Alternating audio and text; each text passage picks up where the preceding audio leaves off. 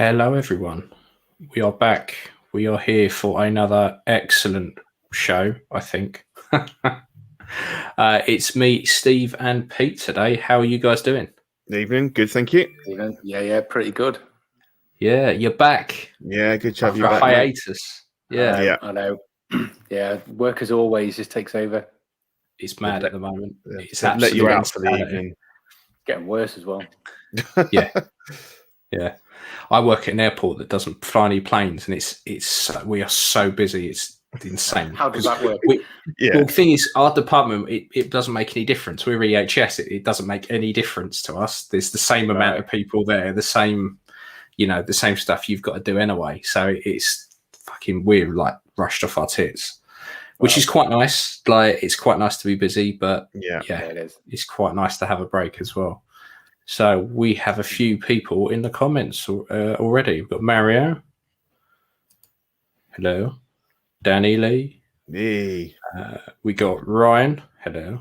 Gentleman, I like that. KJ Smith and Toy Mafia, who will be right back. Cool. Even up. Rainer as well. Yes. I love that man. He's my new favorite person. Yeah. Anyone who serves me a quarter scale Vader is just a legend as far as I'm concerned. Cool. So let's start, as we mean to go on, with a thank you to Mr. Watto. Only Fools and Collecting is brought to you by Watto's Scrapyard. They 3D print parts for your hard-to-come-by Kenner vehicles. They 3D print 1/12 and 1/6 scale head sculpts from a massive back catalogue. If there is a particular character you want, he can design and 3D print it for you for a reasonable price. Check him out on Facebook and Instagram. There we go. The man, the myth, the legend. Well worth hitting him up for anything you want. He is awesome. Bank catalog now as well, hasn't he? Oh, fuck me. There's so much. There is so much on there. I was just flicking through the other day, just looking at his stuff, and madness. There's so much of it. Like, I'd be surprised if there's something there, if there isn't something there that people want. Mm-hmm. Yeah. There is a stupid amount of stuff on there, but it's all awesome. So it's well worth checking them out. So what we got here? So beware, Steve. Obviously, this is your first one back with Ian's little intros that he's built, and it's not. We did all right last show, actually. We did okay, yeah. So I've got a new iPad and stuff, and it's loaded full of new fun apps, and I've been playing. So that's why we end up with stuff like this. New this fortnight. And obviously, I also just an app you type into it. Does the voice is it? Yeah, it's a shit. It's just one off of you just Google it, you just text to speech, right. and yeah, you just type in exactly what you want it to say, and it comes back at you in a Stephen Hawking's voice. Yeah, with a slight X Factor slant on it. Yeah, or at least that's my excuse. In no way did I dig up Stephen Hawking's and Nicky's voice box. So go on, tell us what you got then. Yeah, well, I was going to put absolutely nothing in there because I haven't really got anything, and I thought, I'll tell you what, I'll just put this in. I bought a few of these pairs of these boots the last week. I just wanted to say they're really good. If you're looking for their DID, so they make a lot of army stuff, World War II stuff. So these are German Luftwaffe black boots, high boots. But they're perfect for any of your Star Wars characters. I've obviously got them on my best bin hand there. And I've found that quite a lot of people are often looking for these kind of boots. When I've parted out a couple of the solo story Han Solos recently, a lot of people have asked for the boots, either for customs or I think some people that have ended up buying a Star Wars New Hope Han, and maybe it's come from a hotter country. They find that some of them are disintegrating, so they're looking for replacements. And obviously, I just thought I'd just flag these up because they're pretty good. You can get them for £18 there. Really good quality. I'm really pleased with them. I've stuck them a couple of hands and a Luke. probably cheaper than you'll pick up parted out Hot Toys ones. Oh God, yeah, they'll be well more Yeah. expensive. So if you're looking for some decent kind of boots for your Star Wars figures, I'd look at the DID ones. Really pleased with them. You do often see that question come up, don't you? Where can I get Yeah. replacement flaking hand boots? Yeah, exactly. I mean, I don't know whether these are any more durable or not, but they feel that they're good quality. They're not leather, but they're very, like a thick material. They don't feel like they're going to fall apart. DID are really good for Star Wars bits because in the original trilogy they were using stuff from that kind of of course. Yeah, exactly. They were using old stuff like that in a way, and old military stuff. So it's amazing the stuff you can find. So they probably are wearing German, army boots. So it's always worth a look for DID stuff. So you say that they do some good stuff and the quality's good and often quite a lot cheaper than Hot Toys equivalent. So that was just a heads up for people, really, if they were looking for the boots. A lot of the time it's cheaper and the quality is better. Yeah, exactly.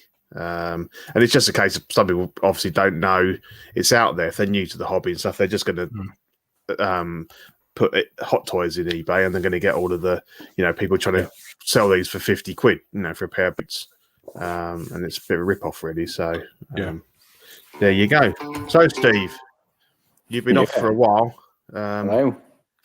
I've got a few bits and pieces. The main one was there's me new printer. Got the same printer as Ian got, the big.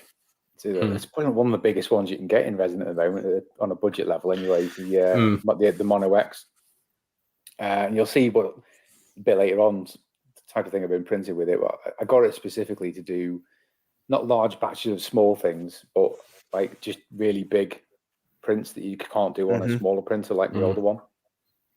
So I've got a bit of a printing farm going on the go now. You can see in the picture there for those that can. I've got 3 printers now, 2 resin and an FDM, and all my other bits and pieces. But I've got a little compressor for airbrush and all that, all on one station now. So it's just like a little hobby shop. So that was super jealous. I'd kill for a setup like that. Take me through, Steve. I don't really understand. You've got 2 printers on the top, the one on the left, the one in the middle. The one next to it's a wash station, is it? A wash station, yeah. Yeah. And then what's the blue one down the bottom that's not got a case around it? So that's one of the other style printers, which is it basically prints melted plastic. Right. And builds it that way by moving around and laying down the. And is that what those kind of coils of like wire are in that? Exactly that, yeah. So you put them on it, like feet in, and then there's what's called a hot end, which gets to about 210 degrees. So it's a bit of a fire hazard. But basically, the thing's just moving backwards and forwards, front and back, up and down, and then it's like drawing melted plastic. And then it has fans which cool the plastic instantly to make the shape, if that makes sense. Okay, so where would you use that in preference to the other style? Well, do you remember the Millennium Falcon ramp I made for Ian a while back? Yeah, like most of that. That one. There we go. Yeah, so really much bigger stuff that would cost an absolute fortune in resin. You'd have to have a massive resin printer to right. So it's to do with the cost of the materials as much as anything else. Materials, size as well. Strength is the other thing, because resin. It's a lot stronger. And you can print in PLA, which is the normal type of plastic. It's like a biodegradable plastic, but you can also print in what's ABS plastic, which is more difficult, but that's like the proper stuff you buy most toys in, Oh, a bit like that. The Stormtrooper armor was made out of that, wasn't it? I think. Yeah, exactly. Yeah. But you can also print in something called TPU, which is what phone cases are made from. Like silicon ones. Okay. You can actually print a phone case on it as well. All right. But you can get those in like gigantic versions. Like you could probably print almost a full size R2 droid on some of the really big ones because they are huge. Take forever, but they are good. Yeah, a lot of cosplayers have them to print off like full scale armor. Yeah, exactly. Yeah, you're never going to. You wouldn't want to do them in resin because they just crack and break all the time. Yeah. Cool. No, it's nice little setup there, and you got Mr. Wick there as well. Yeah. Just before we move on to, do you actually use the small printer anymore? No. No, I don't either.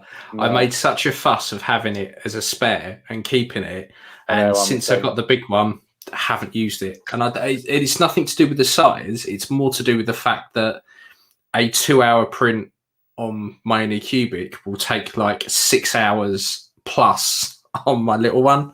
Yeah, and I'm just like, no, I deal with the extra cleanup. It's fine. I thought I'd need it or want it to be able to do little things while the big one's doing a massive print, because a huge print on the big one will take all day. And so if you puts it, that's completely out of action. Then you can't print anything else while that's doing that. Yeah. But to be honest, I haven't got the time to be doing shed loads of multiple prints at the moment, so it's not really bothering me. What I might do is sell the small wash and cure. Sell the small resin printer and just get the big wash and cure to go with the big printer. So you can, because the really big printer won't fit in that wash and cure. Like you end up putting them in a bucket of water and getting a brush. Yeah, I mean, what I found with smaller stuff on the Anycubic was that, like those knee pads, thigh plates, they take like 2 hours to print. So whereas before things would take, say, 4 or 5 hours, when I finished work, I was like, if I put it on now, it's not we finish till like fucking 8:30, 9 o'clock, and I don't really want to be dicking about. Whereas now you just go, do you know what, I can fucking squeeze it in after work. I'll just quickly stick it on print. Because the print time's so much quicker, it just makes such a big difference. It's more convenient, Yeah, totally. Yeah, way better. Well, yeah, I'm getting into airbrushing now as well. I've had one for ages, not really got into it, but now I'm getting fairly good at it. So I bought all the proper paints and all stuff to guess we used with an airbrush, and it's starting to get better at it. So I've starting to do quite a few bits and pieces. I would kill for an airbrush. I've just got nowhere to do it at all, because all my paint is all in a trolley that I wheel out, and I sit at the dining room table, get my lights out and paint. I've just got nowhere to put one. Otherwise, I've been after one for ages, but I've just got nowhere to do it. To be honest, you can do it using airbrush pretty much anywhere, because you don't get. It's not like a spray can, like a rattle can, where you get overspray everywhere. Like, I was going to ask you if they're messy. Not at all. No, you can sit here. I could sit here right now airbrushing something, and it wouldn't go anywhere. It's like you can really control it. I suppose it's more the noise, because I'm painting at the dining room table. My missus over there watching telly. Oh yeah, she's thrown at you. Yeah, and plus, like, my boy's up in bed and stuff, so the last thing I want is like do is the compressor going. Yeah, that's it. So unfortunately, you do need a bit of a proper dedicated area for it if you want to do a lot of it. But and then obviously you can see Mr. Wick there. So I've actually had him for ages, but it's been stashed away. Never opened it until, as you know, I did my new cabinet recently, and I've now got more space. So I started unpacking more and more toys. I've got a few more customs on the go now as well. So he got unboxed, and it is a great figure, to be fair. It's really, really good. Does look really good. Yeah, I've always been tempted by a Wick, but I've been in a situation where I've got nowhere to put it. Yeah. Well, that's always a problem. Yeah. Does he come with a lot of stuff? It does, and it's a bit criminal, because the box, it comes with every weapon you could possibly imagine. And I've seen people, I think it was Full Metal Customs did a 3-tier, like the case he has in one of the movies, where it's basically you've got loads of drawers and things compartments that open, and it's actually designed to take all his weapons that it comes with, because you get like machine guns, shotgun, loads of different pistols. You can see at the bottom, I've got on the stand, you've got his pistol case with the gold coins in. You get like loads of the smaller coins that he has that he spends throughout the films. It's a bit criminal that you can't display it all properly without having something made or have a rack behind him or something like that, It's weird, isn't it? Because when you look at, say, the Deadpool 2 figure and the amount of stuff that came with, and they gave you that almost cardboard like shelving unit you plot together. But there were bits in there that were specific for the accessories, so you could like hang up the shirt and you could do all of that. It's a shame that shit that comes with loads of accessories is not like a cheap. I mean, they keep giving us these bullshit backgrounds. Give us something we can put the accessories in instead. Yes, I know they just don't think it through, and then they could easily sell like additional things to additional accessories to go with it. Yeah. Like if someone released, when he in the first film where he smashes the ground and to get to his armory that he's buried, he's concreted into the floor. If someone made that as a stand diorama that could fit all the Hot Toys weapons in, they'd sell loads of them. It's just, I don't know why Hot Toys don't think like that and sell it as an extra. Yeah, I don't know why more companies don't sell dioramas, like, because when you look at the old ones, I mean, when you look at the old ones that Sideshow used to do, they still command a decent price because the people want them. Absolutely, they don't have to be massive either. You could just do smaller ones. Yeah, but anyway, it's a great figure. It's just unfortunately not very well thought out in terms of the amount of you can't do anything with the accessories really. No. Yeah, I've got a few figures like that all the accessories sit in a little box, and I'm like, it's a shame because they're so cool, but there's nothing I can really do with them. That's it. It's not like John Matrix where you can hang literally every gun he comes with on him. You can. That is how it's meant to look. Yeah, he's like a muscly buckaroo. Yeah, exactly that. Yeah. So, Pete, you got a question?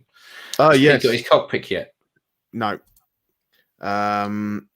I'm scheduled for April, but I don't know. There's no date in April yet. I think it's probably near the end of the month. But the good thing is I saw some posts the other day saying they're making some improvements in that batch, which has obviously pissed off some people that are in the earlier batches. Nothing major. I think they're going to lighten the paint job because a lot of people have said that the original ones, it was a bit too grey, a bit too dark. And I think they just they've fashioned some caps to put over the screws on the front. That's it, really. If you wait much longer, it'll be licensed. Yeah. Although he said something about, in his video, he said something about Disney and they're aware that he's making them. And he said something about someone in customs was showing it to them. But so they obviously haven't told him to stop, or they haven't actually started to talk about a deal yet. No, like Warners have, but it was interesting that he mentioned it. You'd have thought so, yeah. So yeah, hopefully next month. I had a small. I don't know if you saw it on Facebook. I had a minor panic when I suddenly thought, "Shit, we're not in the EU now. Am I going to get stung for a ton of VAT and customs?" And then people reassured me that I was already paying. I'd already paid the VAT, and I checked, and I have. So yeah, cool. I remember him saying that. Panic over. It's I just got to pay the shipping or half the ship. I think I've paid half of it, so it's probably going to cost me about 50 quid in the shipping. So, okay. I don't know which two of us you're talking about, but thank you. Yeah, I know. It's clearly not you. No, I was going to say no. Yeah, so I got a solo Han, and that's not me saying the name backwards. That is the film Solo, and it's not Yoda. It's not a poor Yoda impression. Yeah, you just bought one. Solo Han. Yeah. So I picked this up off Jason Darren again because I'm doing very, very well out of him. Yeah. I think he'd taken one of the deluxe gloves out and the scarf. So I've wanted this for ages, but I never really jumped on it when it came out, and I kind of was on the fence, and then it came up at such a good price. I thought, well, fuck it, I'll take it. And if I that is deluxe, I figured I would keep it for a bit and see if I liked it, and then either move it on. The problem is it's fantastic, and it's a fantastic sculpt. The tailoring's really good. The only thing I didn't like really was, the first thing I do when I get something like this is I strip it all off because I want to cut the underarms so the arms can lay flat to the body. The fucker's all sewn in. Yeah. So that shirt's sewn in. Yeah. Yeah. So I thought if I cut it, I'm going to have to either restitch it or double-sided tape it. But I thought, it's too much fucking aggro, I won't bother. So I've left it stock exactly as it is. But I really like it. It only really goes with Chewie, although it's not the right Chewie. Yeah. So I'm kind of in the situation where my Chewie's with my Empire Han, this is kind of flanking it the other side. But then if I then put Chewie with the Empire stuff and I just have him floating around in the background, it kind of looks a bit weird. So I need to figure out what I want to do. I know because I've got one to paint up for Watto, for Sean. He does the bird from it who was in Game of Thrones. Oh yeah. Mm-hmm. So I could try and bash one of those, which I bet a lot of blokes have done. And try and pair it up. But I'm not sure. I mean, it's great. It's fantastic. Everything about it's brilliant. But I'm just a little bit. My problem is at the moment is I'm trying to bunch stuff in these cubes together with stuff that makes sense. And I found it really hard lately because I've kind of got a couple of figures from one part of Star Wars and another couple from another bit and another couple from like TV series, and it's getting a bit hard to kind of marry it up properly. But I think that's just why I'm being a bit too like OCD. Yeah. But hopefully next fortnight I should have a nice quarter scale Vader to bore you all about. Which is why you love Rayner so much. Which is why I love Rayner so much. I've been after one of those fuckers for ages. Absolutely ages. That's going to be cool. So can you fit him in your cabinets, or is he going to be sort of separate? Yeah, it will fit in. It will fit. What I've done at the moment is I've cleared a lot of stuff, and I'm selling a lot of stuff. So everything up in here is going, and is the random kind of stuff. And then I shunt everything across. So the middle cube will just be the quarter scale Vader, because I don't like mixing scales. No, I know you said that. Yeah, weird like that. So yeah, I'm going to have that just in the middle, and then I've been 3D printing for someone else quarter scale Vader heads. Yeah, so that battle damaged one, and it got me thinking. What I'd quite like is the one I do with the blasted out eye socket. Yeah. So I'd quite like that on it. So yeah, but what I do is when I get it, I'll measure the Hot Toys head on it and get it exactly the same size as that. Yeah. And then do that, and then maybe look at doing a few other bits and pieces to it. So presumably the head just on a normal ball joint, No, it's weird. So it's more like a statue. So it's got an actual kind of post that comes up into the neck piece, which is then onto another peg that then has a post that comes out. Then the shore sculpt goes on top of that because you got the neck piece, so it goes onto that. And then when you want to put the Vader mask on, you take the shore head out, you put a blank one in. Right, okay. You do the hokey pokey, you turn around. You put that on, and then the actual dome is like magnetized, and you just plop that on top. So it all kind of fits in. But I'm proper looking forward to that. That'll be a beast. Yeah. I think what I might do is look at maybe selling the stand on, because I don't like stupid. I don't know why Hot Toys do it with their quarter scales and make the stand so fucking big. As I say, it adds a heck of a height to it, doesn't it? And it doesn't look that great. Yeah, no, it's not, is it? No, I mean, because they're already quite beastie. So you don't need to add like another fucking like 15 centimeters onto the height of it. Well, it makes the whole thing just 2 foot tall, doesn't it? Yeah. Do you know what I like about having you on, Steve? You bring the Britishness, because you're always drinking a cup of tea. Yeah, of course. Yeah, there's tea as well. Yeah, it's the northerner in you, isn't it? I've got a glass of Coke. You've got a mug of tea. It's great. That's it. It's a big one as well. I've just finished that. So Ian CB said, "Hi lads, can I ask? Do you worry about figures with pleather, as I presume any figures won't last a lifetime?" Generally, I don't worry too much. Because we live in the UK. It's not muggy. Yeah. It's not bad enough here, is it? Yeah. No. I can probably count on one hand the amount of figures I've had that have actually flaked.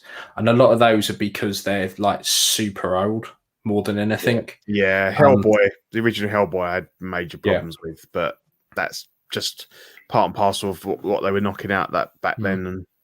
And I think when you look at the quality of the pleather they're using now, it's worlds apart from what it used to be.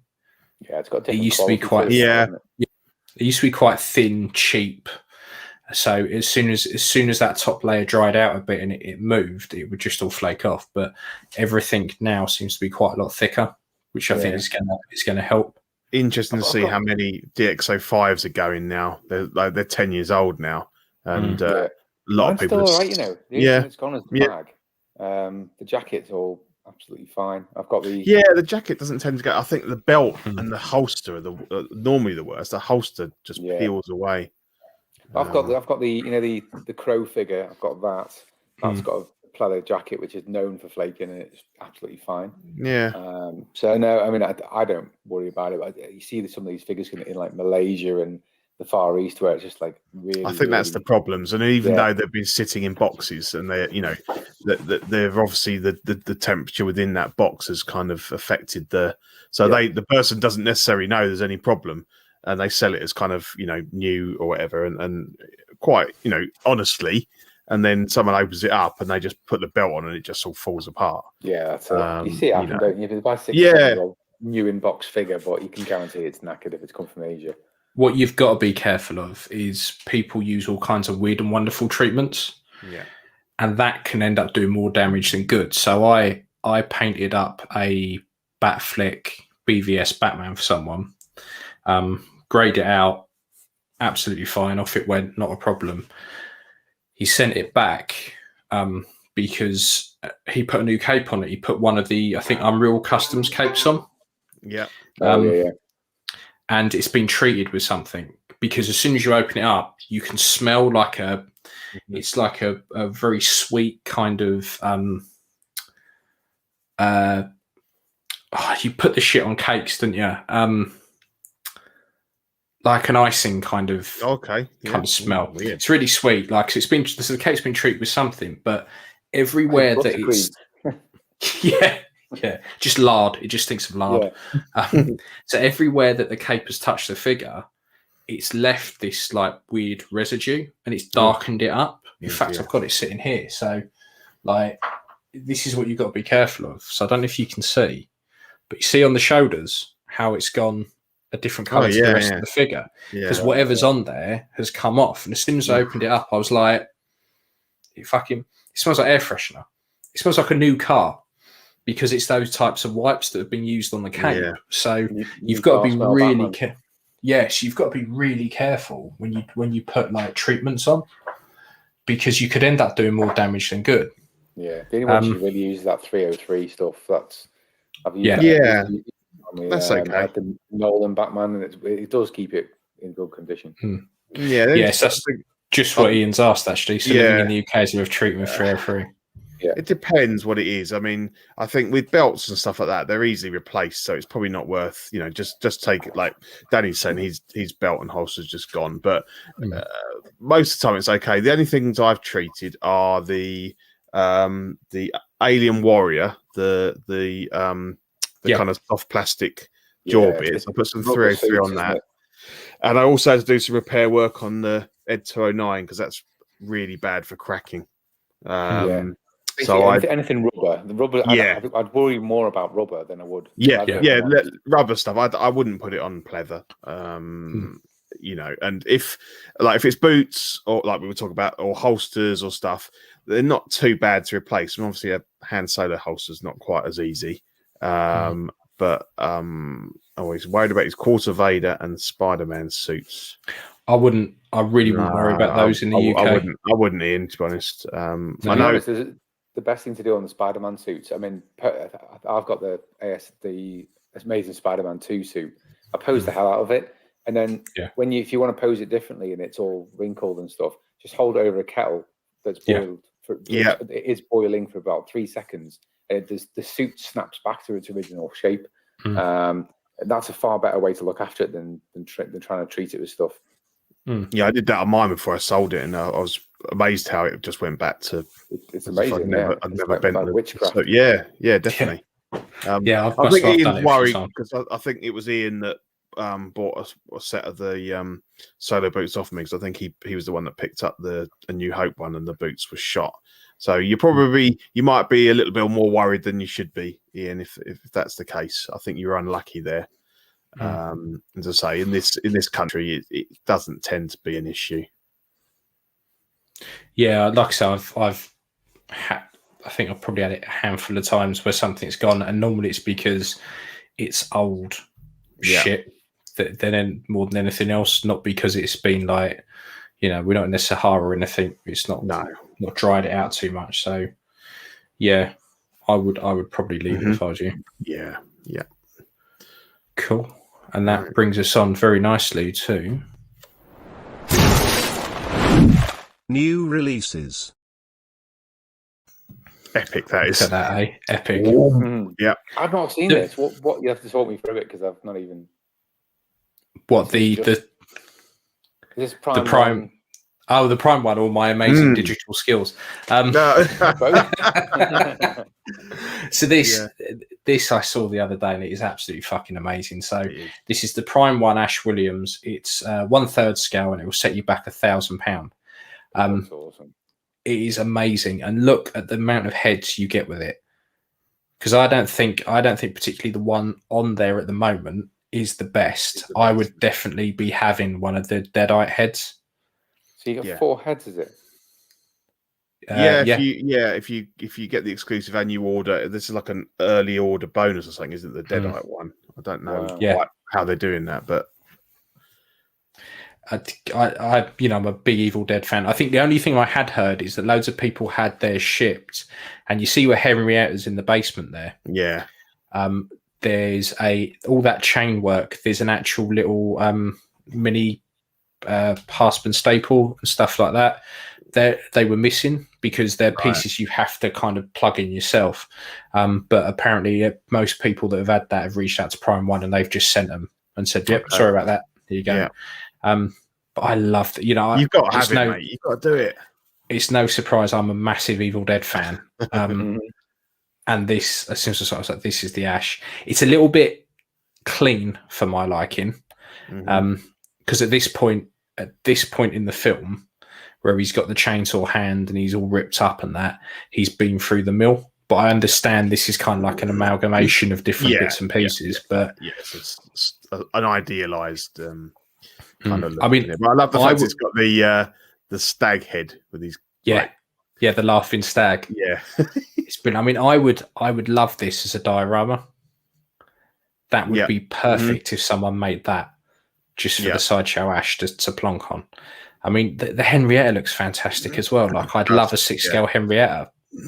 So it's absolutely love it. And I'm not normally into statues in any way, shape, or form, but this has got me thinking I could probably sell maybe a few bits. It's a lot of money, but as I said to you, I think if they did an indie and it was brilliant, I'd have to have it. I'd have to find the money somewhere. Yeah, because just the scale of it is it a 3rd scale? 1/3, yeah. So it's going to be quite big. It will not fit in there. No. But just something of that scale would just be brilliant to have, as a kind of just a standalone thing. So yeah, I always love the Prime One stuff. Prime One's fantastic. Yeah, everything they've done is always. I've not seen anything from Prime One where I've gone, that looks a bit ropey. No. Everything looks great. I mean, yeah. Watch this space on this one, Ian. If Ian starts listing up a load of stuff for sale, he's gunning for this one.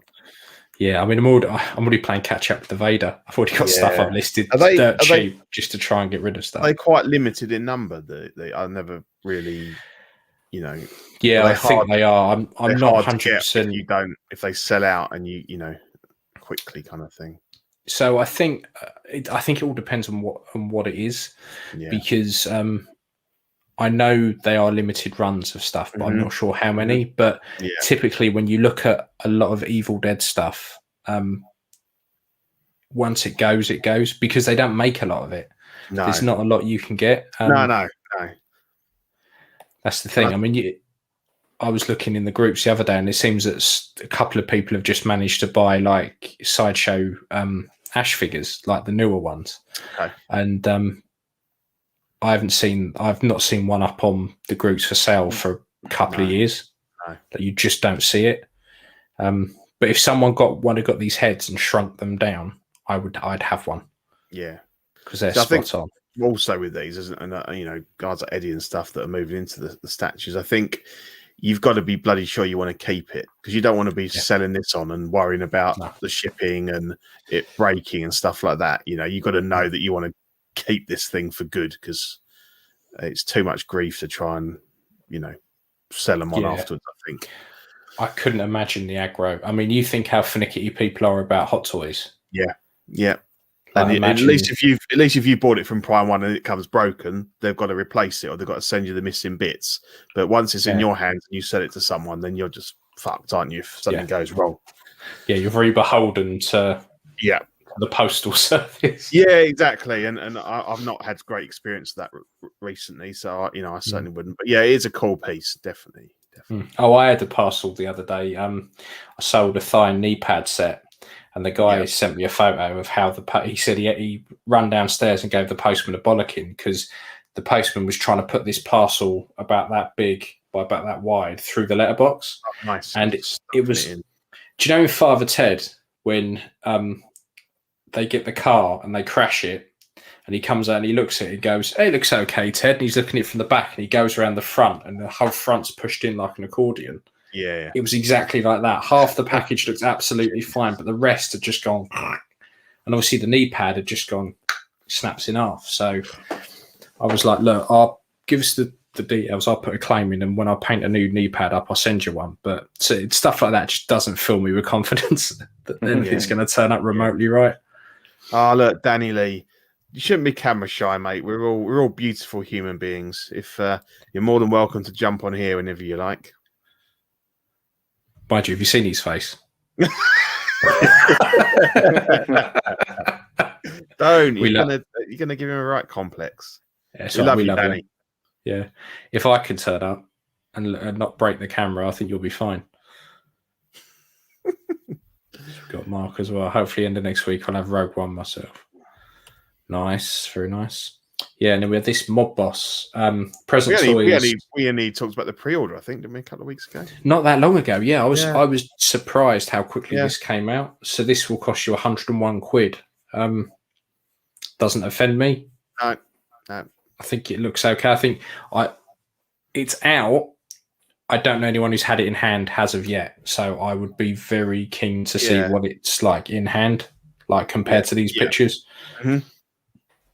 But it doesn't offend me. It's all about that outfit, really, isn't it? As to whether it looks okay or whether it's like really clunky and sort of chunky, big buttons and stuff like that. I mean, it looks all right there, but because we can't be that far off the indie. No, exactly. Yeah, it's got to be coming. Yeah, it's the same company, isn't it? Yeah, that's the big. Is this off the first movie or?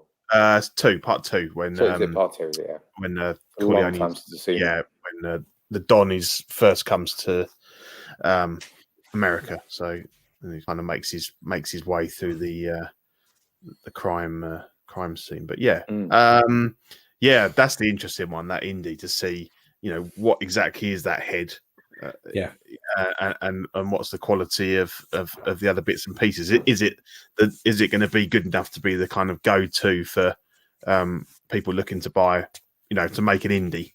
Because the DX05 is a great one. Yeah, exactly. Because the DX05 is just ridiculously priced now, and like we were saying earlier, you know, you run the risk, particularly if you're buying it from somewhere in the Far East, that all that feather stuff's just going to fall apart. Let's be honest as well. Like, it's not great figure. You get a lot of stuff. I think the accessories are quite good. Like, I like the idle base and all of that, but the actual figure itself. The jacket's nice, the shirt's okay, trousers are good, boots are quite nice, but the actual body is nothing special. It's just a generic body. The sculpt doesn't really look anything like Harrison Ford. It never did at the time. It doesn't now. No. So for the actual, they're fucking blind. So for the stupid prices people want for it, it's just not worth it in the slightest. In the slightest. So I think a lot of people are interested in this present toys to see what, whether it, you know, I hope it is. I hope it's decent. It'd be good for people to have another option to start building an indie, and then, you know, if they want to then add some custom bits to it later on, it's not going to cost them £1,000. You know, it's So yeah, if it's a good base, it'd be worth picking up. But definitely, yeah, be interesting to see. And then we have this Scarecrow, which they've called the Man of Straw, and this is Daft Toys at 108 quid. I was saying just before we came on that I quite like this. Yeah. What do you think, Steve? I think it's. I mean, for people that obviously missed it out the first time, there's a couple. You've got the DX9. I was thinking about this the other day because I've literally been rewatching the Nolan films off the back of Me Justice too, League actually. coming out. Yeah, and it's kind of rekindled my interest. You've obviously got the DX19 coming out. I put money on the DX20 being another Ledger Joker. So I think there's people, you know, and obviously there's been various Bane sets recently. And yeah, I think this is a nice looking set. It'll go well with it all. Yeah. Daft Toys seem to be really honing in on the Dark Knight. Yeah. They're doing quite a lot. Outfits. Yeah. I mean, their tailoring's really good. I've got a few bits and pieces done by them, and it's really nice. I mean, I like Ledger outfit that's outside of Hot Toys. Easy. Yeah. I mean, I like the second sculpt with this, with the like bugs crawling over its face. Yes. Yeah. And it's really good. And correct me if I'm wrong, but I think that some third-party people have done the unmasked sculpt, haven't they? I'm sure there's one on 1/6 kit. Yeah, but was that more of a Peaky Blinders thing? Yeah, I thought about it, but anyway, yeah, you could get it. Yeah, this has been knocked off before, but this is the best looking one I've seen since Hot Toys, I think. Yeah, there was quite a cheapy one where he's in the like straight jacket and that, weren't there, a while back. Can't remember who did it, but yeah, it didn't look that great. But this looks pretty good. Yeah, definitely. So yeah, so that was really all we saw that came out that we thought was any good. It was a bit of a slim week. Yeah, it was. Yeah, I think they're trying to get up and running with shipping and all that again, aren't they, at the moment? So there's not much coming out. Yeah. I mean, I've noticed lately there's a massive time difference between stuff coming out in HK and stuff hitting, say, Sideshow and everywhere else. Yes. The last couple of months has been a huge delay. Like I'm waiting on IG, so that should come. Yeah. That was due February, March, and I'm looking at it and I'm thinking it's the 25th. I would be amazed if they send me a shipping notification in the next sort of 5 days. I reckon that's going to get pushed on to April, and then people are still waiting for their third or fourth batch of the Mando. Yeah, I literally just got mine today. Literally just arrived.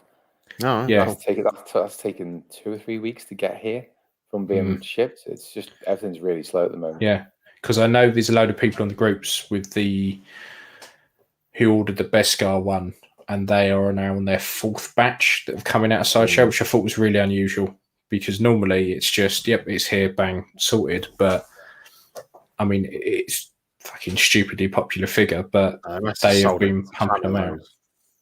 Oh, yeah, Hadsworth. Yeah, Hadsworth. And if they're still pumping them out from Sideshow in batches, like it shows how popular it is.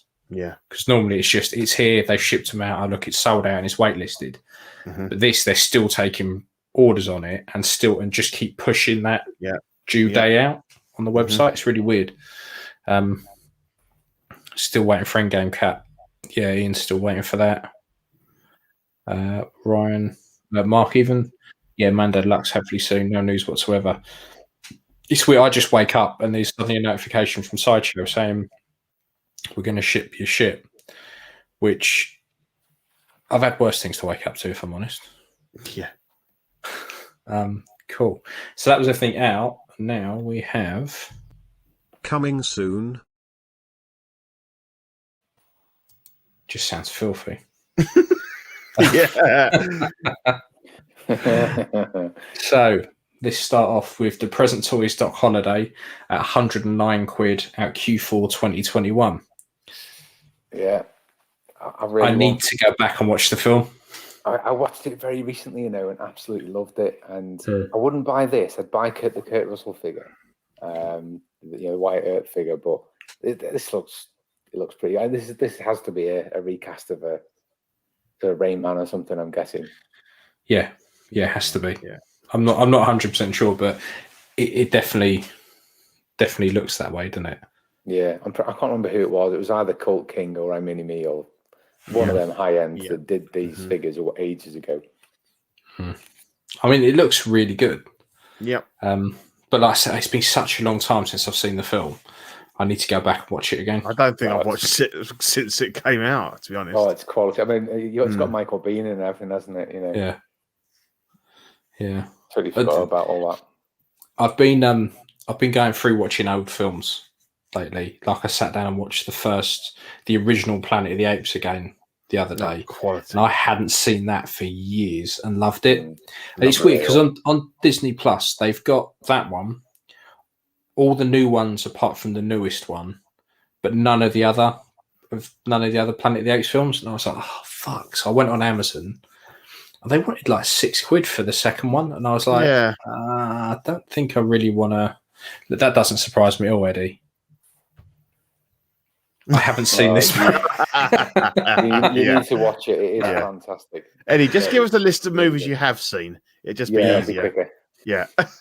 I think what we should do is every program or every show on the network puts 5 films forward, and Eddie has to pick one of those films to watch. Yeah, a film school, because the fucker hasn't seen anything. No. Nothing. And I felt sorry for him because it felt like they were all going in at him the other day. But after that, you deserved it. Yeah, going back to Planet, I'm not a massive fan of any of the others. I love the original just as a standalone. I was never, the others are okay. You mean you don't like the Marky Mark one?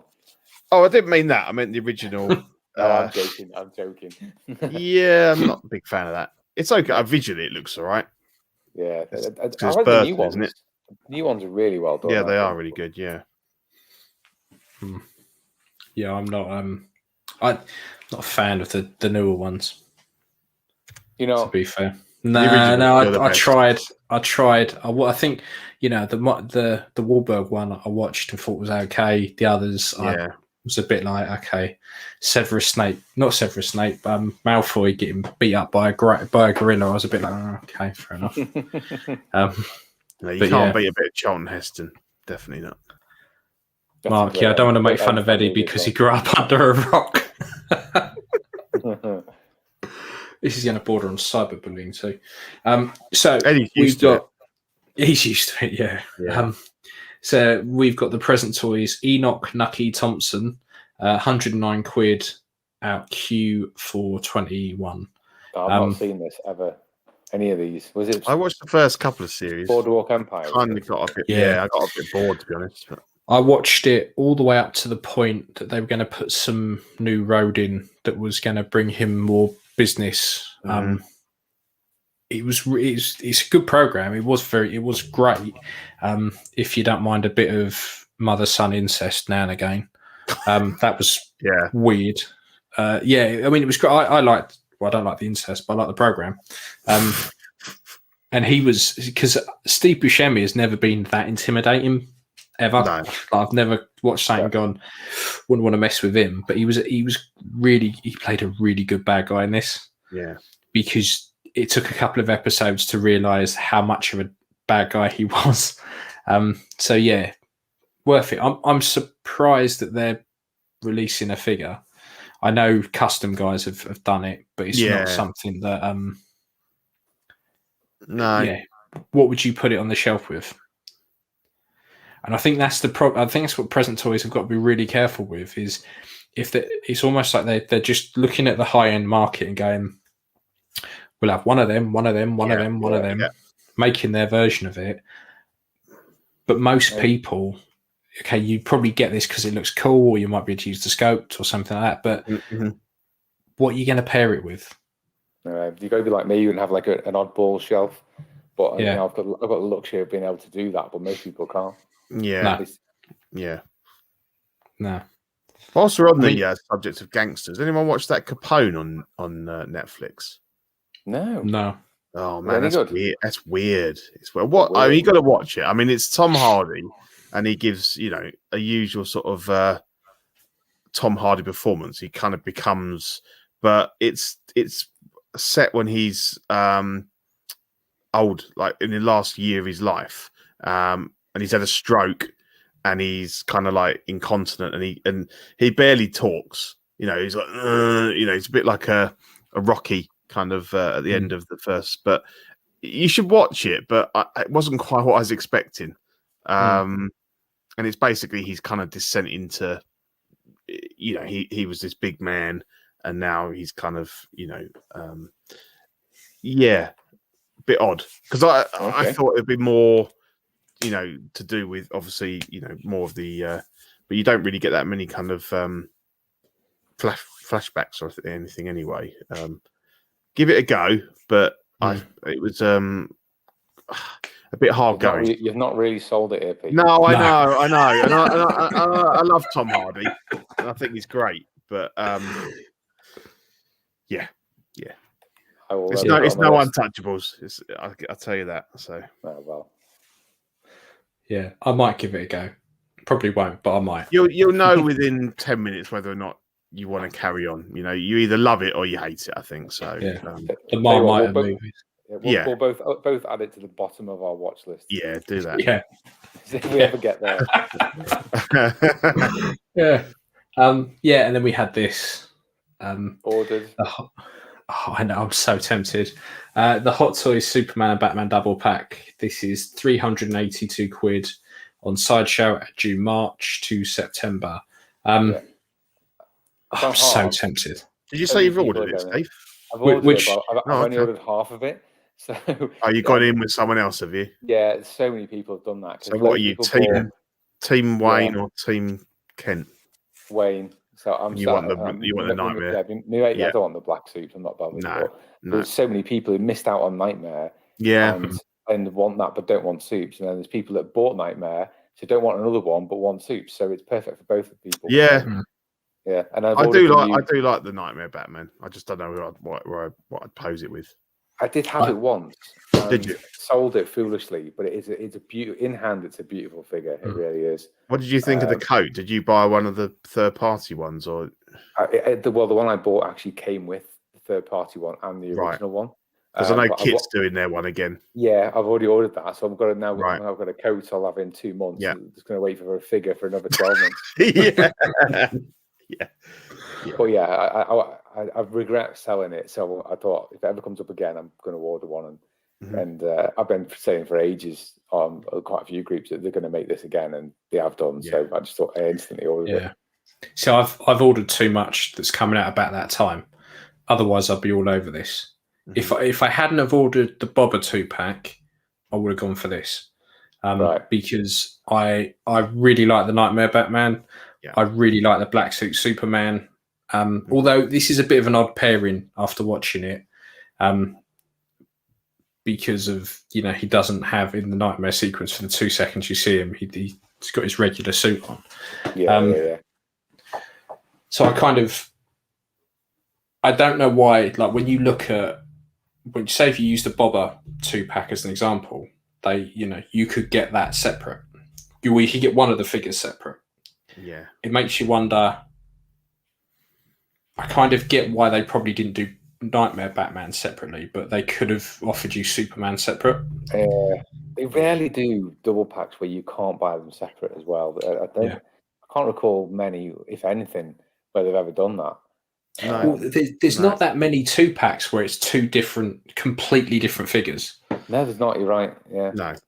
I think Nightmare Batman and not Nightmare Batman, the Dark Knight one, the Demon Batman and Scarecrow. Scarecrow, because you look at like the DX sets and stuff like that, and normally Luke and Luke exactly the same, just one's a bit fucked up. Obviously, Han and Chewie, but they were both available separately. So, but true, yeah. So they don't do it that often. So, Ian, are you at peace now with the Johan Griffith Superman sculpt?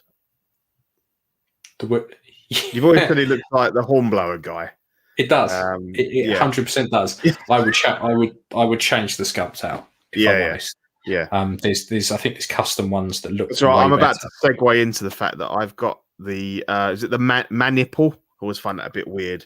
There's a custom Henry Cavill one, that 1/6 kit are selling, and I've just got a shipping notification. I don't need it, so if anybody is looking for one to put on this or a Superman, give me a shout. If I had a Superman, I would. Yeah, it looks like a great sculpt. It does look really good. I mean, to be fair, I've been after a Superman for ages because my kind of Batman stuff down there is kind of a mix between the Batfleck stuff and Arkham. And I've been after a Superman for ages. I had the Man of Steel years ago. Yeah, I did. And I really like that. And I think the sculpt on that is really good. But stupidly, I sold it. And, years back, you could get them 10 a penny. I think I paid 130 quid for them. They were going so cheap, yeah. Yeah, so cheap. And then now people started buying them for their damn body and putting it every single figure ever made on a Man of Steel body. There's one guy who kept doing it on a Captain America, and every 5 fucking minutes, I was like, for fuck's sake, stop it. Because this is the problem. When certain figures are popular purely because of the body they're on, you might as well, if you've even got a slight passing interest in owning that figure, you should just buy it. Because, it's like Bruce Banner's. The only reason any fucker ever bought a Bruce Banner was to take the body off. Yeah. Because at that point, you couldn't get that type of body any other way. No, it was the double jet arms. Yeah, it was a massive Whereas now, they're 10 a penny. You can get them pretty much all the time. Yeah. And if I'm honest, if I want double jointed joints on something now, I'll take the arms off another figure and put it on. They're not that hard to swap over. They're not. It really isn't. No. But yeah, I want this, but I've got too much hitting next year at the same time. Otherwise, I would be all over it because I love the Snyder Cut. I like Batfleck. Yeah. I like the Nightmare sequence. It's only the Superman really that I think would I really want the. If I was buying the 2-pack, would I want that or the classic suit? Yeah. I mean, because I've got a load of Batman stuff anyway, if I had the black suit in with that anyway, it wouldn't look too odd. But if this was the first thing I was going to be buying to do with Batman and Superman and the Snyder Cut and the Batfleck verse, I'd probably be a little bit like, they don't really go together. Now I've seen it. Yeah. So, well, they're not. Yeah. And the fucking import fee on it would be astronomical as well. And postage. Yeah. So yeah, definitely. Yeah. Cool. Yeah. Good figures. Yeah. And then we've got the Winter Soldier. This will set you back 220 quid out June to December 2022 in Hong Kong. I can't tell you if I like it because he's done fuck all yet so far in the TV series. Yeah. He did nothing, did he? Apart from go to He went on a date, played a bit of Battleship, and then fucked off home and soaked. That's all he's done so far. So I'm expecting him to kick ass a bit. Yeah, I wasn't as impressed with it as I thought it was going to be. Yeah. There were bits that were really good. The second half was, oh my God. Yeah, it started off well. Yeah. Started with a bang and it was really good. And then it was, and it quietened down. Yeah. Winter Soldier bits weren't my favourite, let's put it that way. So, I mean, I think this looks pretty good. I like the arm on it. I think the head sculpt's pretty good. But I just don't collect Marvel stuff anymore. So it's not to this degree. No. And why I know Falcon, he's going to be coming, but it's just weird to show this and not have the Falcon as well. And considering that the first episode was very Falcon-centric. Yeah. Oh, yeah. Exactly. Yeah. So I'm expecting to see a lot more of Bucky in the second episode. So yeah, it just seems a bit weird that this is what they're leading with. Yeah, you'd bring them out together. Sure. Not as a double pack, but like they did with WandaVision. Yeah, they've got joint billing on the title. It seems odd to not, announce both together, really. But it's Hot Toys. They don't really go with logic, do they? A lot of the time. No. Yeah. So that was that. It doesn't offend me. It's not the worst thing I've ever seen. No. And then probably my favourite thing on the show sheet is the Blitzway Where's Wally figure. Where is he? Where's he gone? I can't see him. He's fucked off. He's disappeared. So this will set you back 219 quid. There he is. There's the fucker. Out 290 quid due December to January. So you know I'm amazed they've gone with Wally and not Waldo. Well, it's only America that it's. Is he everywhere really? else? Yeah, everywhere else is where's Wally. Yeah. Right. So, and I don't know which came first, Wally or Waldo. I assume it was Wally, and surely it's Wally. Yeah. Does it mean penis or something in America? I don't know. Well, like they must have had to change it. Bum. Yeah, they must have had to change it for some reason. I mean, it's a gherkin, isn't it? A Wally, but is it really? No way. Yeah, it looks cool because they're doing a 1/12 scale version as well for just over half the price of the 6 scale. Yeah, that's right. Yeah. That'd be easy to hide. I mean, this is just such a fun figure, you know, and they didn't have to give you the amount of shit that they've given you as well. No, like the cunt is loaded up. Buckaroo as well, doesn't he? Yeah, exactly. Yeah, definitely. So much stuff. It's really random. Yeah, I don't know what kind of. And this kind of is one of those random figures that will go with anything. Yeah. Because of put with Nookie. Yeah, you could do. Yeah. Yeah, it would. Yeah. Thing is, you know, because his whole thing is hiding, you could plonk him on any shelf and he wouldn't look out of place. Yeah, absolutely. So it's a stroke of genius. Really. Yeah. Stop. Careful, you're going to talk me into ordering it. Nah. I'm surprised you haven't. I'm disappointed that you haven't, Steve. I know. I am tempted. Hell of it. Yeah. It's just different enough. Is it soft goods clothing? It's difficult to see. It's proper. I think so because I can't see any joints. Like if you look where the elbow would be, if it wasn't, there'd be a joint in there. So I think it is, which is pretty cool. The money they're going to it's pretty cool, and the base is really nice. Yeah, it is. Yeah, like you said, Steve, for the money, they wouldn't dare not. Yeah. And, the good thing is he literally fits in any collection. Yeah, anywhere. Absolutely anywhere. So that was Where's Wally or Waldo for, you know, the heathens. Yeah. And then this head sculpt dropped a couple of hours ago, so we don't have a price or when it's out, but this is the S Kings Barry Allen head sculpts. Looks spot on. I really like this. Really. Yeah, really, really good. I'm assuming it must be magnetized instead of going via a peg because of the head on the Hot Toys Flash is magnetized. Right. Okay. Yeah, it has no peg. So you can get it right the way back. Okay. Yeah. But yeah, I've never heard of S Kings before. But this, as long as it looks like this when it does come out. I mean, I sold my Flash about 3 weeks ago. I couldn't be asked waiting for Justice League to come out and then realise how much I want everything. So I got a shot of it. But yeah, the thing is, I think this sculpt would be better because I can't remember. Did he never took his mask off with the suit on, did he? I don't think so. I was just thinking that. I don't think he does. No, I don't reckon.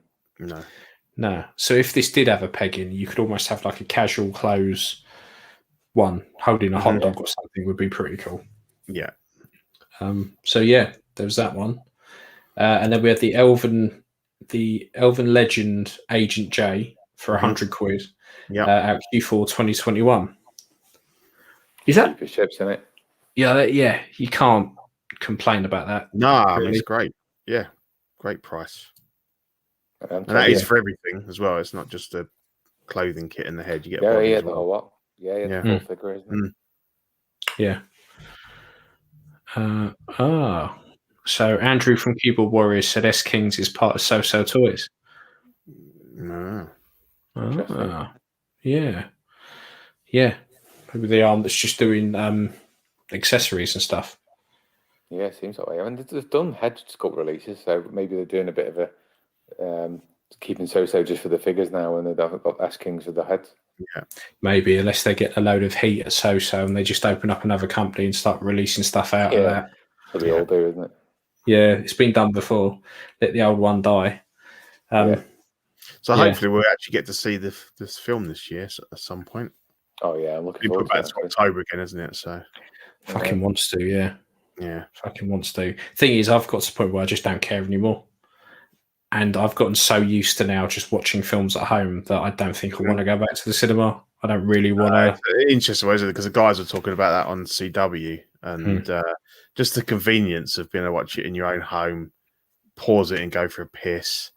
You know, not have to put up with all the dickheads in there on their phones and stuff. I don't miss it. I don't think.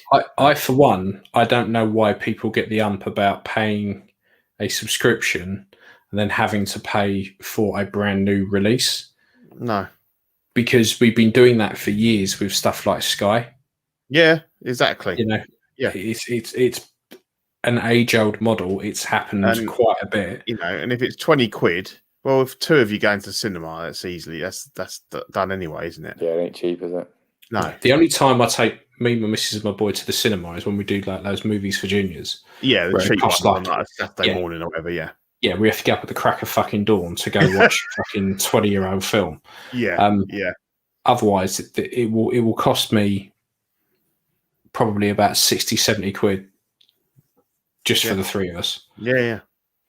You know, I can pay 20 quid and that's it. And the thing is with Disney, like with the Disney Plus one, is you pay the 20 quid, that's yours. Yeah, you keep it. Yeah, exactly. You keep it.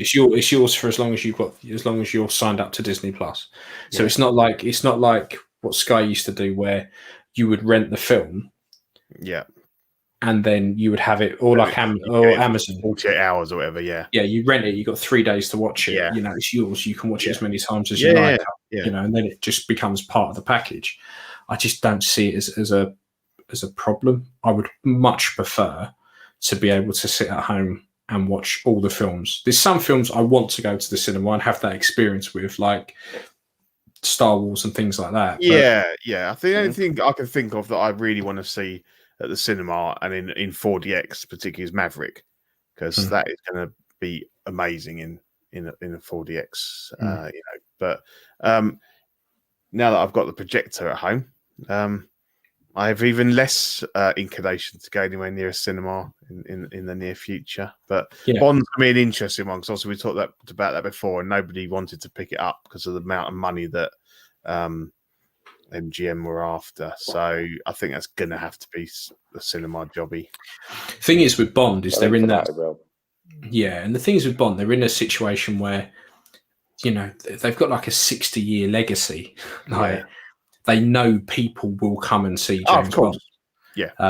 So it's not like. So my boy wants to watch a new Tom and Jerry film.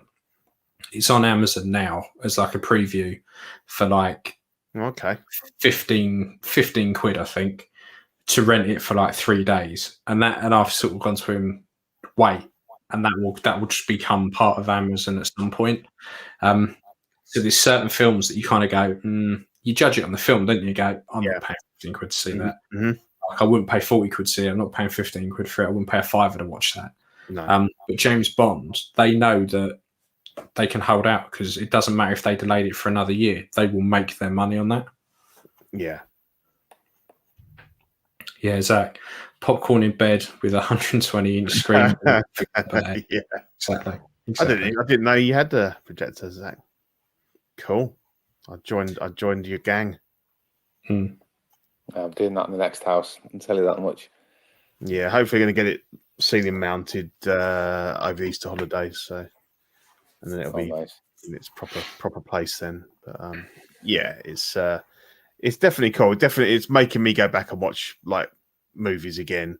And I don't use it all the time. Like if it's just watching a bit of TV or whatever, I've still got the TV in here. But it's quite nice to get the missus and son in, and like we do all the popcorn and stuff. And you know, we've been watching a lot more movies since I got it, so it's good. I've noticed, like throughout lockdown and stuff, you make more of an effort with stuff. Yeah. So like we do like a film night on Fridays, and we get a load of popcorn and shit in, and me and my boy. You make it a little event, don't you? Yeah.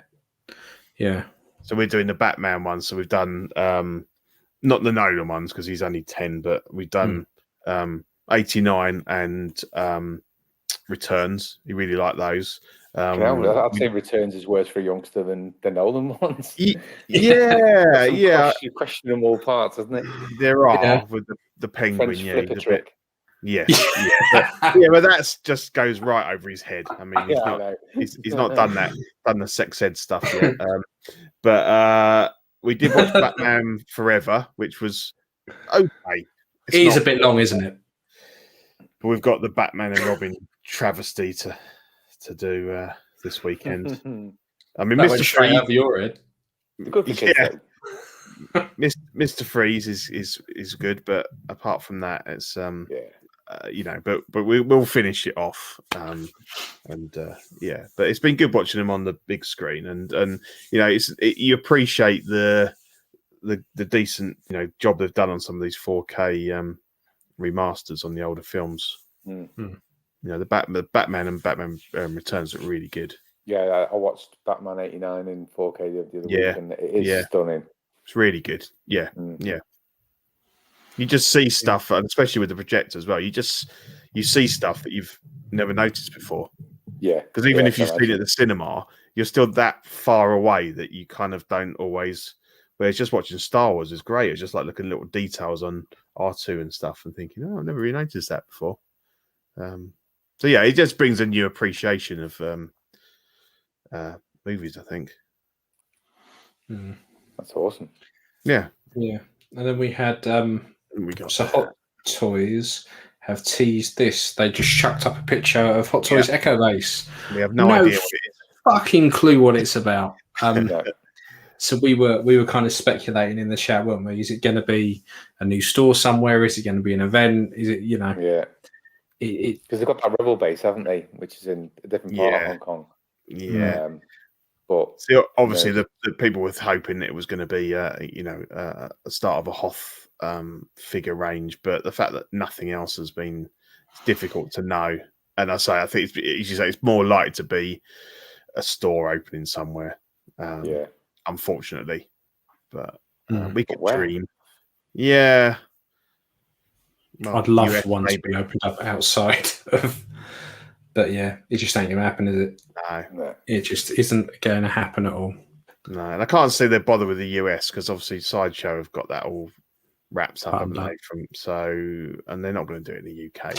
No, Hot Toys logic is Sideshow supply Europe and America. Yeah, and they're quite happy with that. Yeah, Sideshow haven't actually got a retail store, though, have they? I don't think.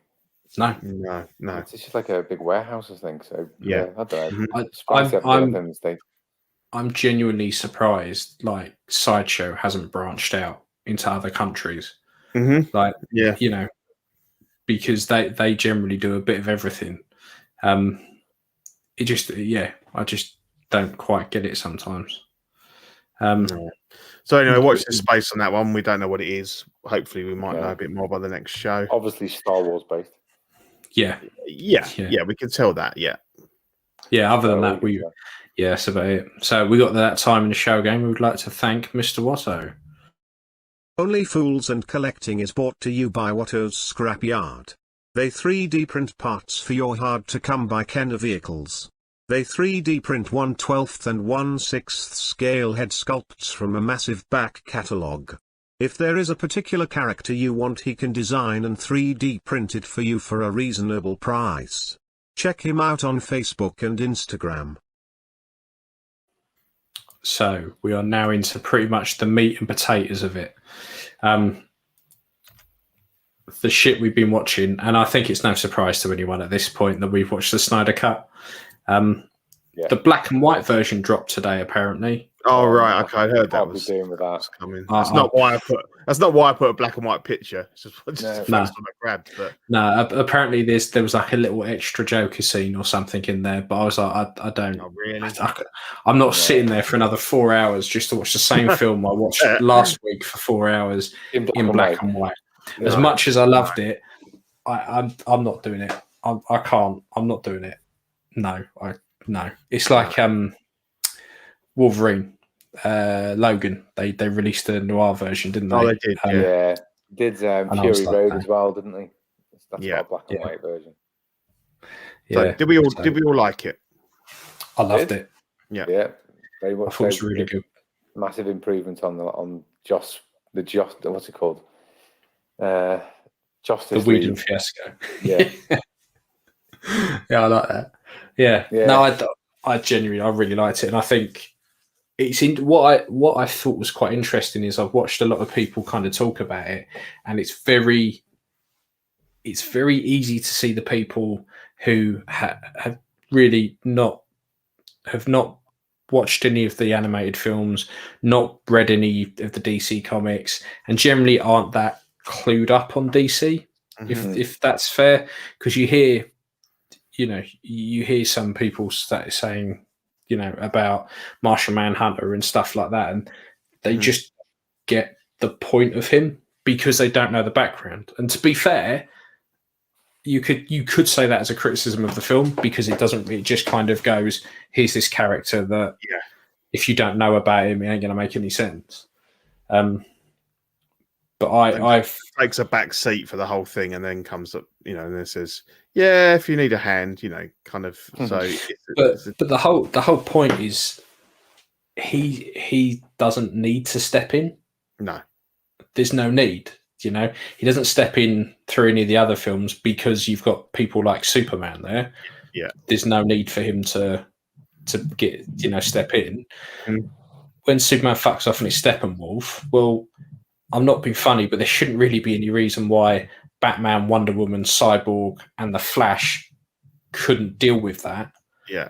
And then they brought fucking Superman back anyway, so why bother? It's only when, Darkseid comes in that he's like, okay, I'm going to have to do something now, because that's a significant threat. Like, it's not fucking Steppenwolf with a load of spikes on him. I'll tell you what, though, it's very interesting. I think it proves the point of how you can edit a film one way and then edit it again a different way. And it's it's the same film but completely different. If that makes sense. I mean, I think that's with Star Wars and New Hope, didn't it? He did the initial cut, and then the other two had to completely recut the film just to make it work, and it just shows you how it can be done. Yeah, but it's it's a lot more sort of an epic film, isn't it? Like the way it builds it up, and people have sort of said it's got much better character development and all that type of stuff. Feel to it, and a lot more kind of music cues and stuff.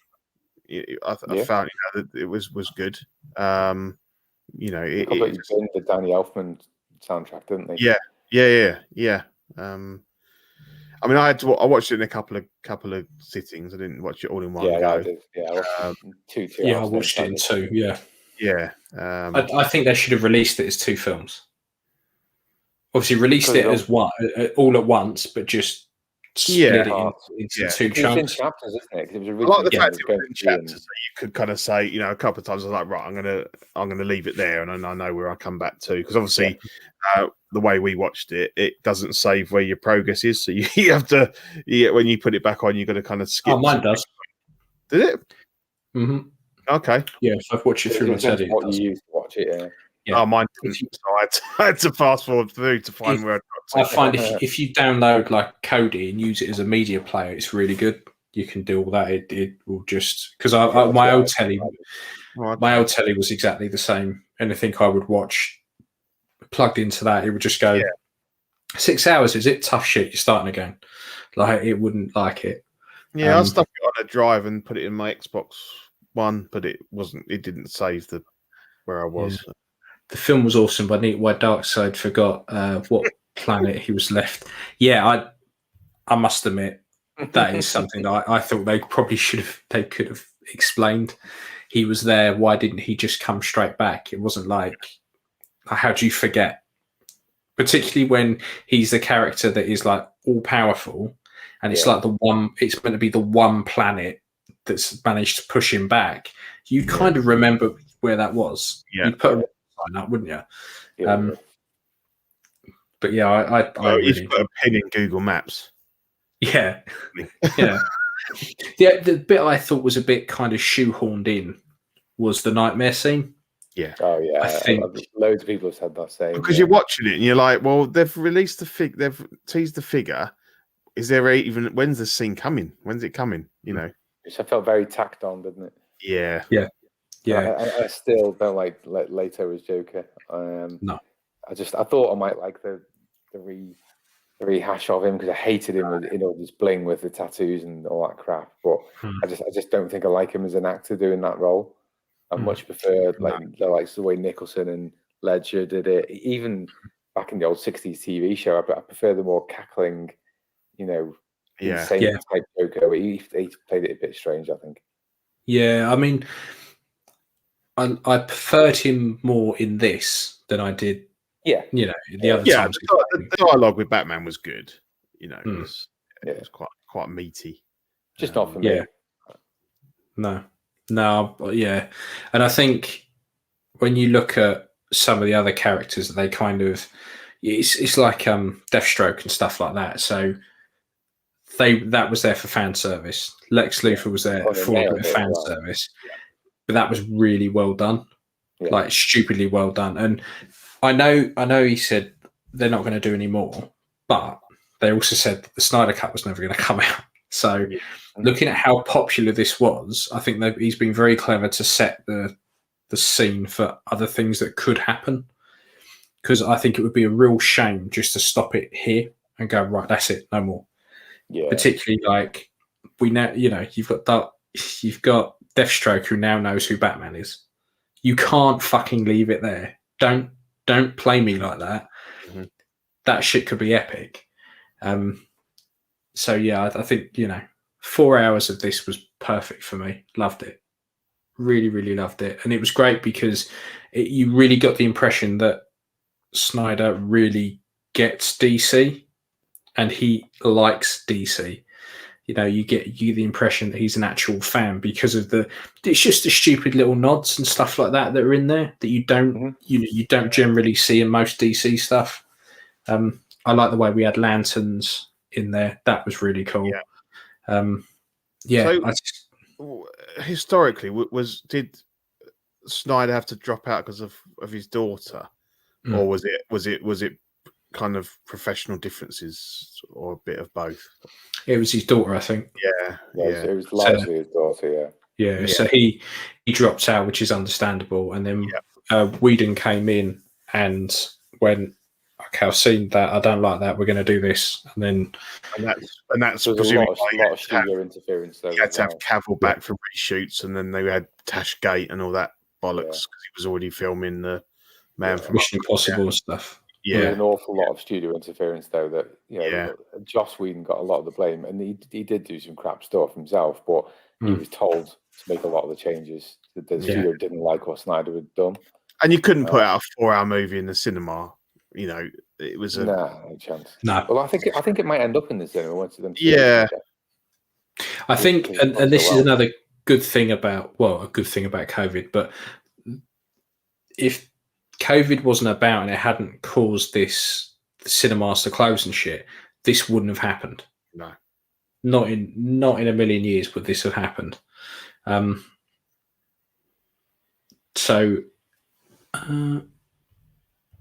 Got a few comments actually. Snyder's the fan, but also made Batman vs Superman something who needs to pump the brakes a little and calling him a savior. I didn't mind Batman vs Superman, if I'm honest. I really didn't. I didn't find a problem with it. The director cut more so, but yeah, I quite liked it. I didn't think it was a terrible film. It did exactly what it said on the tin. In fact, I was watching it the other night. It was on Sky, I think, and I don't understand. I don't understand the hate for Man of Steel and Batman vs Superman. I don't get it. To be honest, Batman vs Superman is actually a very good comic book film. The way comic books are written, it replicates that really well. Yeah, and again, I think it's one of those ones that when I look at if you look at that scene in like The Dark Knight Returns and stuff like that, where they're pummeling the shit out of each other, it was very, very close to that, which was great. I read about that years ago. Finally got to see it on the fucking screen, and you know, when you look at Batman's armor and stuff, it's so similar. It's really it's similar enough that it pays homage to that, and is completely different. I just really liked it. I don't see what the problem is with those. No, but well, it's all because it didn't do very well in the cinema. You know, obviously he fixed it afterwards, and but the damage is done then, isn't it? Yeah. Comic and Gore says, I enjoyed the movie, granted, tons of plot holes with a 4-hour movie, but I think you're going to get that. I think you are going to get that with a 4-hour. Oh, fuck me, hang on. Stop everything. I enjoyed the extended cut. We found one. We finally found a film that he's watched. Fucking legend. I'm not sure if I've got the extended. I'm not sure if I've watched it, so I need to. What of BVS? I mean? Yeah. It's way better. It makes it more coherent than the theatrical. And then then when if you watch Man of Steel, because this is what I did. I watched Man of Steel, then I watched BVS in the lead up to Snyder Cut. If you watch all three together, it actually makes it very coherent. It's like watching the Star Wars trilogy, you know, the original trilogy. Yeah, I always liked Man of Steel. I thought it was a decent movie. If you just watch Empire Strikes Back without watching the other two, it ain't going to make as much sense. If you watch the other two to bookend it, then it makes a lot more sense, you know? Yeah. So that was the Snyder Cut, which we could probably just talk about for fucking hours, but as long as the Snyder Cut. And then we've had a really good week of TV and film, because we had the first episode of The Falcon and the Winter Soldier drop on Disney. And I think we kind of touched upon it before, didn't we? Yeah. You could pretty much call this episode The Falcon. I could probably rename it The Falcon and the Winter Soldier Eats Chinese. Because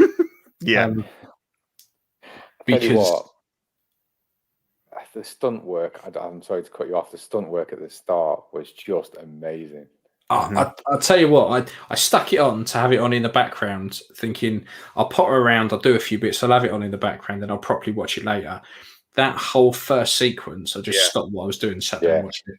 The helicopter stuff, I mean, the in and out, and it was all properly live action. It wasn't just a bit of CGI, obviously, with his wings and stuff, but fantastic. Really good. Yeah. It was great. It really grabbed you, didn't it, to start with? You're like, okay, this is very different from WandaVision. You know, it's gone. It needed to be as well. But Marvel are good at that, giving you it's lots proper widescreen as well. Which added to it as well. No, it was really good. But like I said, when fall asleep. See, I fell asleep. I fell asleep in the Snyder Cut where they were under the dam, because it was getting close to kind of midnight and I was drifting. I just fucking turn it off and go to bed, you dick, and then start that chapter again. But this, because I was off last week, so I managed to watch this while doing a bit of painting. I like I said, the beginning was really good up until the midpoint. I was quite interested, and then it's kind of tail end where you were kind of just watching them try and sell a boat, and the Winter Soldier going out for a date. I was a bit like, okay. I'm just laughing at this picture that I found. That guy with the balaclava, he's like, "Ooh, what's going on there?" It's just like, oh, what a lovely mask. It's a bit of a funny one. So, like I said, I mean, the next episode drops tomorrow, so I'll be keen to see if that focuses more on the Winter Soldier and starts to pick up a bit more. Weird reveal at the end of the new Captain America as well. Oh no, that was the guy from Up with a Captain America mask on. Yeah. I mean, that's fucking awful. It's very strange. No. So I always knew, reading up about it, that the government install a new Cap.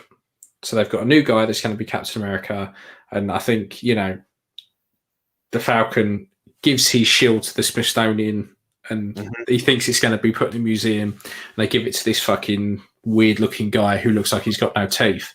Yeah, and I just thought that bit and that version of Captain America has been quite widely seen up until that point. Yeah. So I just thought it was a really weird way to finish the episode because we knew the guy was coming and we kind of knew what was going to happen because it doesn't take much to figure out, put 2 and 2 together. Yeah. Particularly from all the trailers and that. So it was a bit of a weird kind of thing to end with because it wasn't a surprise really. We knew this guy was going to turn up. So what was weird was that we had him gurning at the camera for 5 seconds before he fucks off. Like, so weird. It's really, really weird. Very weird looking guy. Yeah. Yeah, I'm hoping it gets better. Like, obviously the bloke can't do fuck all about his face, but I'm hoping it gets better. I'm optimistic about it.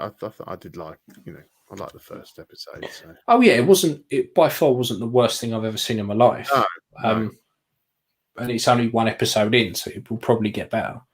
Yeah. And then we had, and then this was announced, the Indiana Jones on 4K out in June this year. I want this. Definitely. I've just put some pictures in there. There's obviously going to be some different sets. This one there is an exclusive color printed wooden box. There's going to be steelbook ones and the standard. I'm not a massive fan of that kind of white packaging on the standard. No. It's a bit odd. Mm-hmm. It's got the original artwork, hasn't it? But it's it's a bit funny. Yeah. They've gone with the white and the orange kind of thing. But no, well, obviously, I adore Indy, and this is kind of like the last of the big kind of sagas for me that needs to be in 4K. So yeah, definitely. The only problem is you're gonna have to buy it again when the 5th film comes out. Yeah, I know. People have said that, but I'm not too bothered. I'd just quite happily have that next to it. I mean, realistically, would you even bother watching Crystal Skull? It's not as bad as. It's got some really bad bits. Anything with Shia LaBeouf is awful, but I can't do it. No, I can't do it. I've watched it a handful of times, and I think I watched it again when I went through. It's almost the thing is when I watch a trilogy of films, I watch a bunch of films. I have to watch it because if I've done the others, I need to watch it. But it always just leaves such a bitter taste in my mouth, and it isn't really the thing that annoys me the most. It's not the story, and it's not the weird fucking aliens and all that kind of shit. It's just the fact that the CGI in it is so jarring and unnecessary. There's no need. Swinging. Yeah. It's not even that. It's just there's no need to have the background so painfully like superimposed. Yeah. That the background is almost clearer than the actors. Like that's how fucking burn your retina out sharp it is. And the whole thing, it reminds me of watching like Sin City or something. Because everything on there, it's like they've done the whole thing. Yeah, the whole thing is like it's in a green screen. Yeah, I get what you mean. And it clearly is a massive kind of step down from any of the other three. I mean, without a doubt. But it's not awful. It's okay. It's watchable.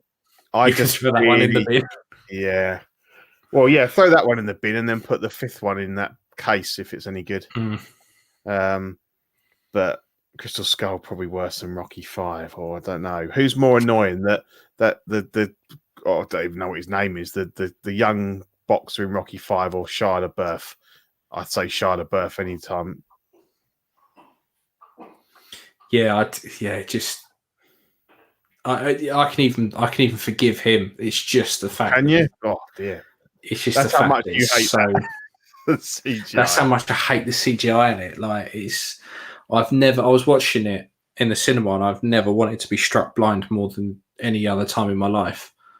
I was like, no. If an eagle swoops in and scoops my eyes out the fucking sockets, I wouldn't mind. Just such a terrible film.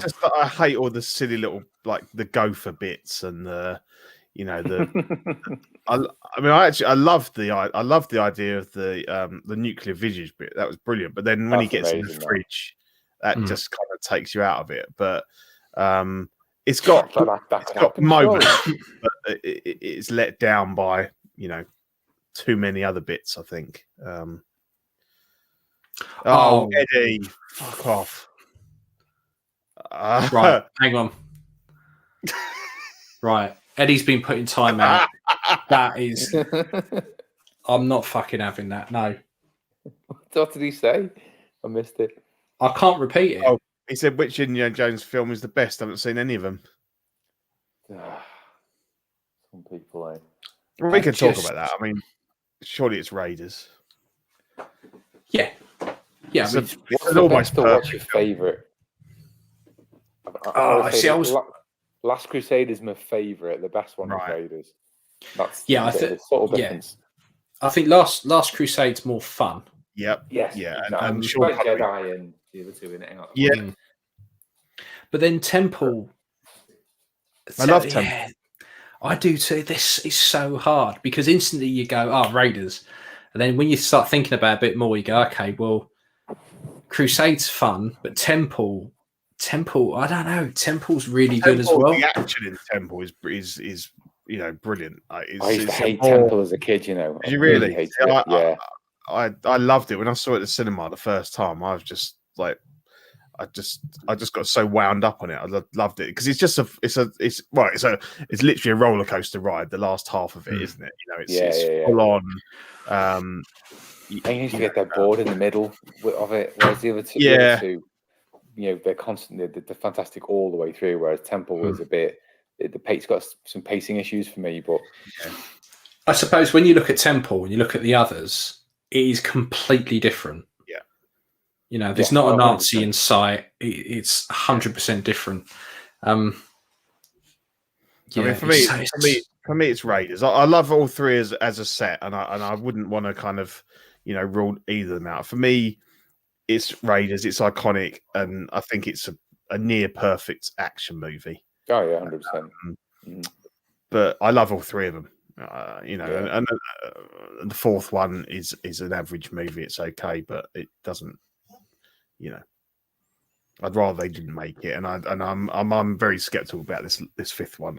I don't really know how they're going to play that. No, it's just too old. Yeah, definitely. I think what I've said this for a while. I think Chris Pratt could probably take over from him. You saw a bit of that in Jurassic Park, the new Jurassic Park movies, but then they're saying categorically that no one else can play Indy. No, so are they going to stick to that, or in 5 years' time are they going to go? Do you know what? Fuck it. We'll I think they will. I think they'll wait till he's dead, then they'll reboot it. Yeah, I think rebooting is probably would be the most sensible way forward. But when you look at like Solo and just the way people carried on, it's tricky. It's really tricky, really, really tricky. But yeah, that was it on 4K. That's out in June, I believe. So I'm looking forward. Because oddly enough, when everything came out onto Blu-ray, all my favourite films I went out and bought. Not a problem. But when everything then jumped to 4K, because I don't know why, I just didn't bother going and upgrading again, because I think by that point I could stream a load of stuff in 4K. But there's certain things like this and Back to the Future I want to get on 4K. I've been quite selective with my 4K purchases. Only stuff that's like the real favourites, or that it's so stunning in 4K you kind of have it as a reference. But I got the Lord of the Rings, the Nolan Batmans, obviously Star Wars. Back to the Futures look really good, especially the first one looks really good. And obviously this as well, so they're the main ones you want, those spectacular movies that especially when you're blowing it up to a bigger size, if it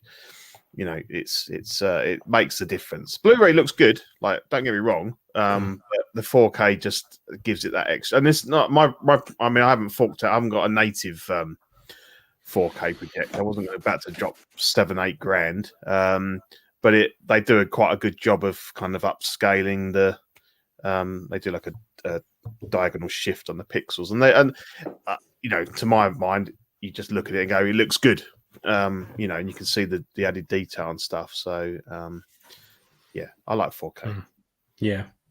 So we are now on to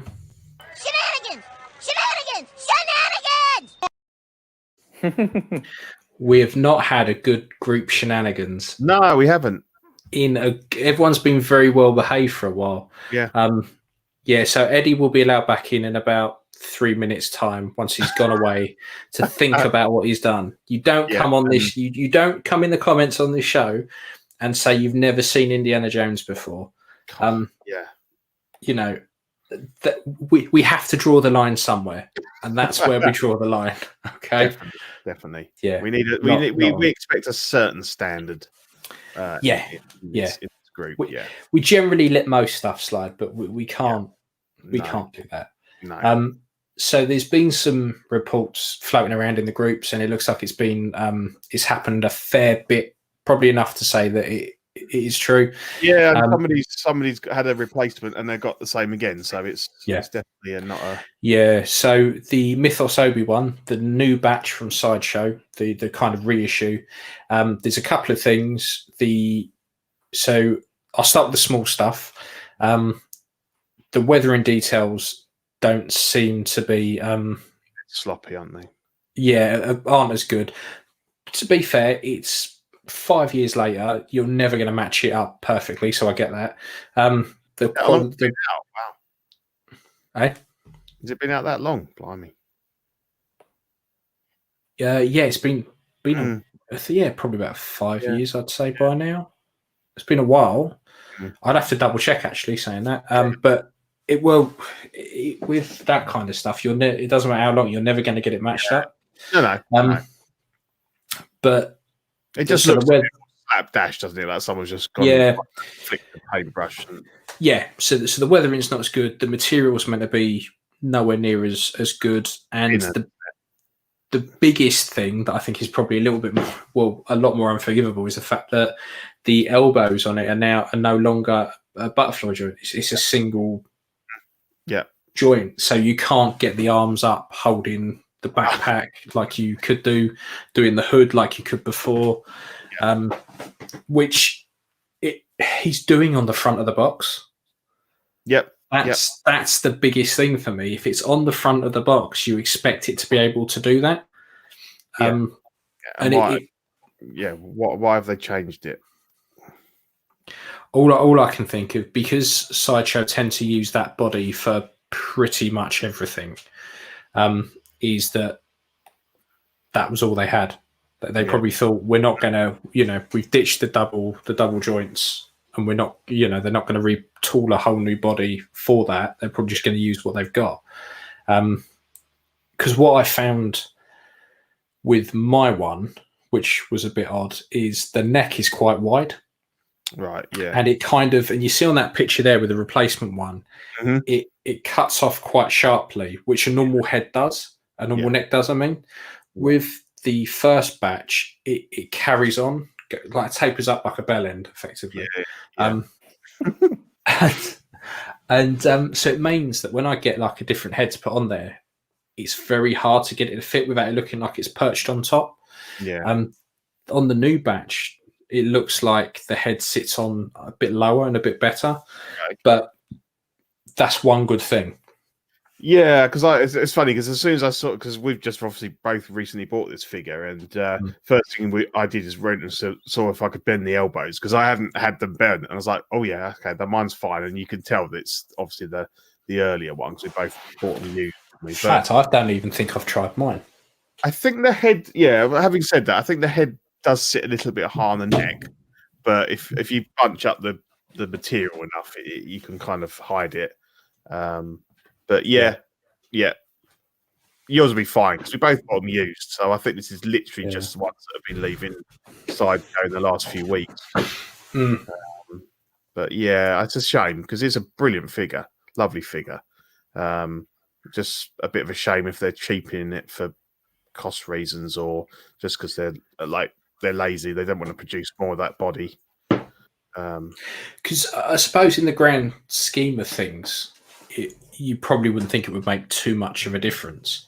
But I think because of, if you look at the history of the figure and you look at the fact it's based on the Mythos statue, the Mythos statue, he's got kind of one arm out with a saber on, he's holding the bag, and he is quite kind of bunched up a bit. So most people are going to want to try and kind of recreate that, and all of the marketing and stuff, he's either doing something with his hood, or he's got his hands on his bag and stuff. So I think if they were upfront about it, they were upfront about it and said, it's a new body, and changed the box art, it would. People probably wouldn't mind as much. I don't know. I think it would have hurt sales, to be honest, because any figure that's got a backpack, you want to be able to do that pose with them. It's like the problem with the Bane, wasn't it? That you couldn't do the Hot Toys one. You couldn't do the holding the straps pose. You had to do a body swap, and so I think if they'd come out and said that, I think they probably would have hurt sales. They probably just thought, you know what, we'll just try and slip this one through. What I have done with a few hands before, when I didn't have a double jointed elbow, is just above the ball joint. What you can do is if you heat that joint up, pop it out, and then what you do is you get a Dremel and you cut a C into that bicep. And then when the arm closes like that, this part of the arm here disappears into the hole you've made, and you can actually bring the arm up a lot further. So, I'm not saying, you pay like £200-300 for a fucking figure, you shouldn't have to take a Dremel to it. But that is, instead of going for a whole new body, what you can do is just make an insertion there, and it will give you near enough. We've talked about this before, and that's okay for us that, we're quite experienced with playing around with figures. A lot of people are not going to want to do that at all, are they? No. To a quite an expensive figure, it's up there with, it's probably more expensive than the Hot Toys because Sideshow. It's Sideshow, isn't it? They're always going to fucking charge them. I don't think there's a lot of people that wouldn't want to start tearing that figure apart, I think. I just thought it was a shame, Well, it's been, I've heard no bad. No, this is a kind of a well-loved figure, and everyone I know that's got it loves it. It's just a bit of a shame to kind of, tarnish it a bit by. It's weird because when you look at the original weathering, along the edges there, it's kind of got that piss yellow. And I've kind of sanded, I've put sand effect all on mine, so it all blends in. But when you look at the robes on the new one, you see the brown kind of shining through from the underrobe, and it just looks like he's pissed himself. Yeah, it does. So you'd have to do a fair bit of work to clean it up. Probably no doubt it's going to throw the price of the old ones up, the ones we've got, because people are going to want to, it's like the Asmus Frodo, where the first batch will look really good, and then they put out a second batch, the slim batch, and the head sculpt on it was really ropey. So now everybody wants to, if they're buying a second-hand one, they want to know, is it the first batch or is it the second batch? And I think this is going to be the same thing. It's like the second batch Deadpools with the fixed wrists. Correct, yeah. And stuff like that. Yeah, definitely a bit of a bummer, particularly because, I know people have been really looking forward to this. And it would kind of put you off any other reissues that they do. Yeah. Because I'd always kind of have that in the back of my head. Which isn't great. And it's not like it's any cheap. If they'd knocked £30 off it and gone, it doesn't do this and it doesn't do that, and we've, you could justify it a bit, but I'm sure it's probably the same price as it was or more. Oh, Eddie, you were on thin ice, mate. Thin ice. I've just been reading it. Oh my god! Original RoboCop, classic. He hasn't seen Terminator, RoboCop, and Alien. Oh god! But I've seen the Netflix one. What does that mean? He means the new version. Like, not that he runs on Netflix. If you're going to keep that fucking language up, you can fuck off. That's terrible. Yeah, right. So every show on the network has to put forward 5 films that Eddie has to watch. it was going to be one of each, but it has to be 5 because this is. He needs to go in deep, doesn't he? It's just flashed up on me notifications that the new James Gunn Suicide Squad trailer is out tomorrow. Ah, very cool. So Eddie, Suicide Squad is another film that you probably haven't seen, but that's probably worth a watch. I'm looking forward to this new one. Oh, the new one looks really good. Yeah. Really good. Yeah. So next bit of shenanigans. Yeah. Good friend Juiced. He put a statement out. So look, the guys on CW read it out the other day, so we're not going to read the whole thing out. But the general gist was that he's in talks with Warner Brothers to have stuff officially licensed, which would be fantastic. Yeah. So the Justice Mobiles, if you've ordered one and you'd ordered by a certain cutoff, which is passed, you will get that. You just have to, it's for personal use and all of that. Yeah. The thing you have to be aware of, though, is that the 66 Batmobile, that has been put on pause. Yeah. For the time being, while they sort all this out with the licensing agreement and stuff like that. So anything DC related has been pulled off the website for the time being, until they've gone through the talks they're having, which all looks really promising, to be fair. Yeah, he's quite positive. Does indeed. Yeah, and what I think you've got to give him props because he took the time to sit there and explain it. And there's a lot of, from what I gather, there's a lot of kind of misconceptions that it's going to double the price and all this kind of stuff when it won't. By all accounts, and what he's saying is the margins were quite reasonable, and if it means that he can do this full time, that's only good.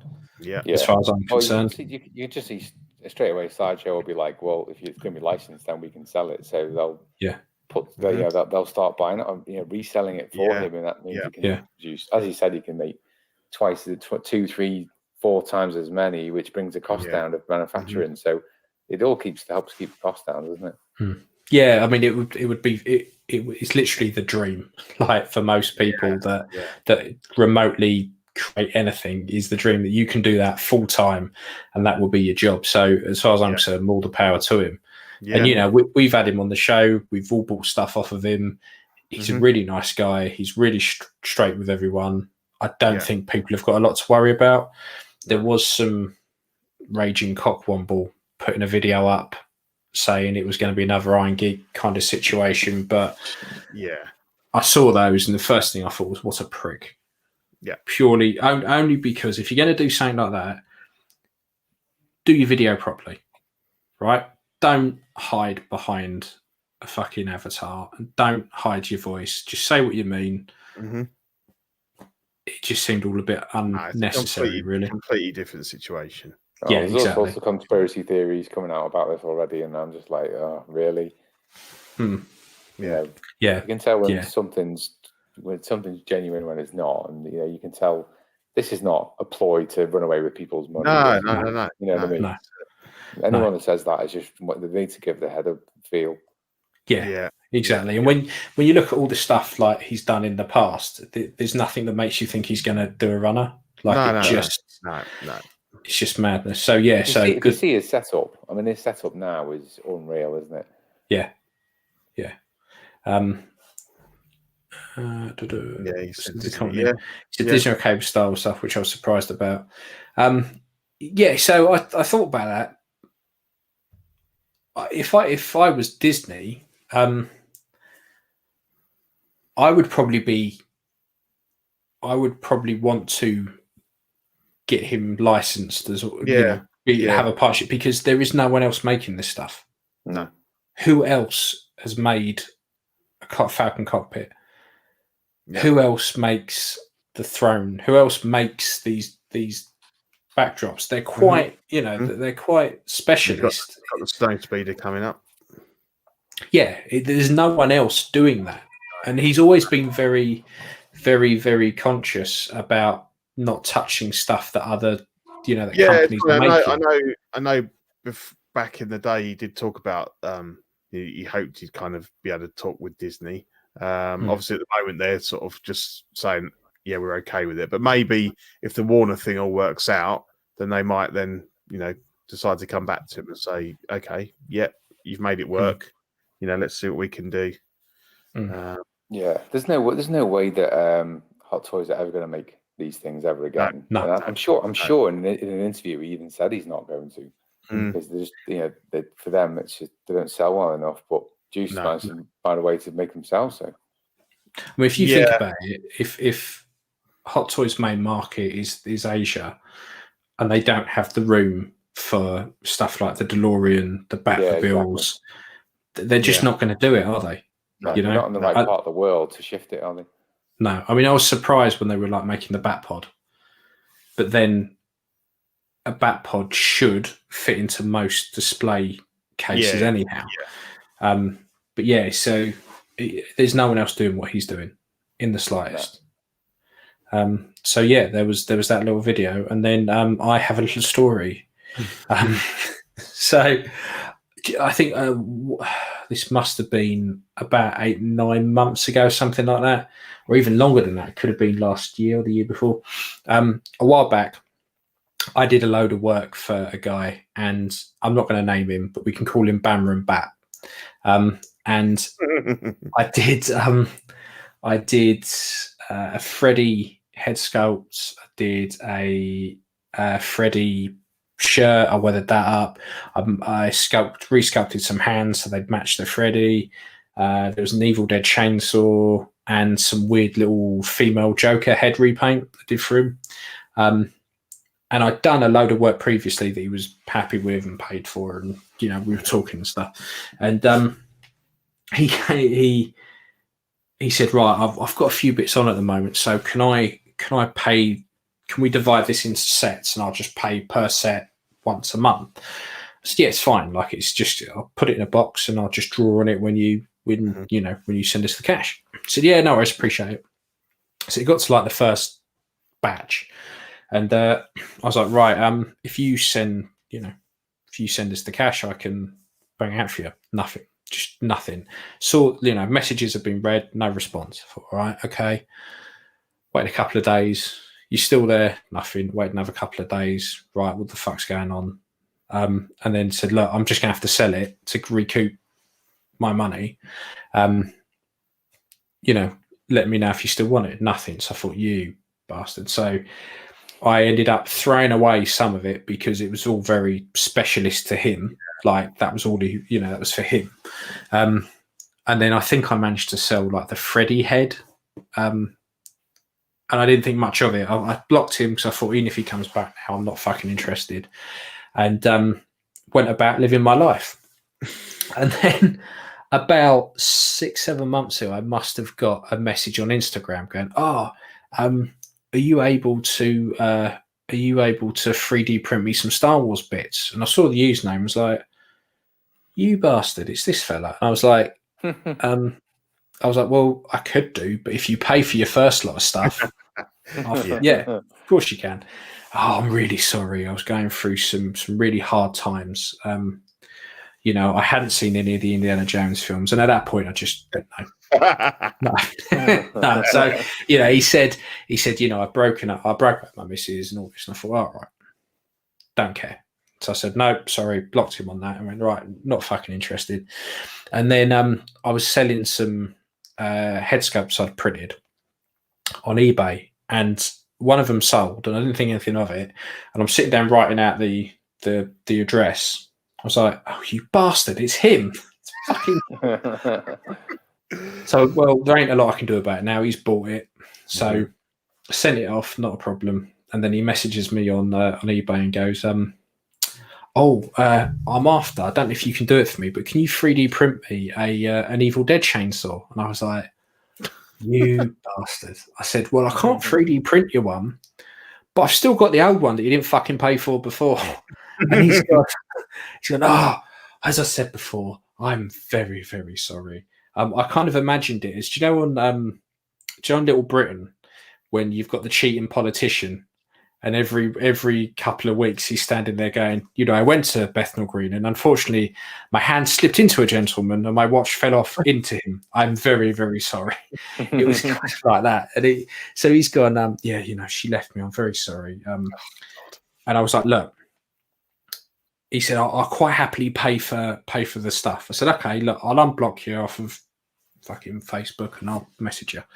So I had a few bits to do, so I didn't do it for a couple of days. So then I unblocked him and said, look, I've got your stuff here. Here's the old messages. This is what's left. If you pay £100, I'll send you the stuff I've got, which is like the chainsaw, another thing. I think it was kind of what it was. So if you do that, and then I can look at whatever else you want doing. Fine. Fucker.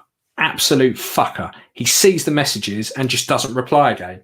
And I was like, Jesus. Bastards. And at this point, like, I was going a bit fucking Basil 40. I was like, I just went fucking Gary. I was like, fuck this. And then I thought, I went to block him again. He goes, Facebook goes, sorry, because you've only just unblocked him, you must wait 48 hours before you can fuck this bastard off again. And I was like, for fuck's sake. So the little more of that story is, don't unblock people. If you blocked them, it's probably for a reason. Don't fucking bother with it. And I was like, you cheeky bastard. So I have a list, right? I have a list of people that I just will not deal with for love nor money. I've had some dealings with him as well. So it's not just Ian's just kind of like just gone crazy in his own head. I can kind of I can second you on that, mate. Yeah. Yeah. But normally, like, 99% of the people I deal with doing paintwork and stuff are nice as pie, happy as shit, not a problem. I think I've probably only had a couple of people who've come back with like random. Some people get very funny about very weird stuff.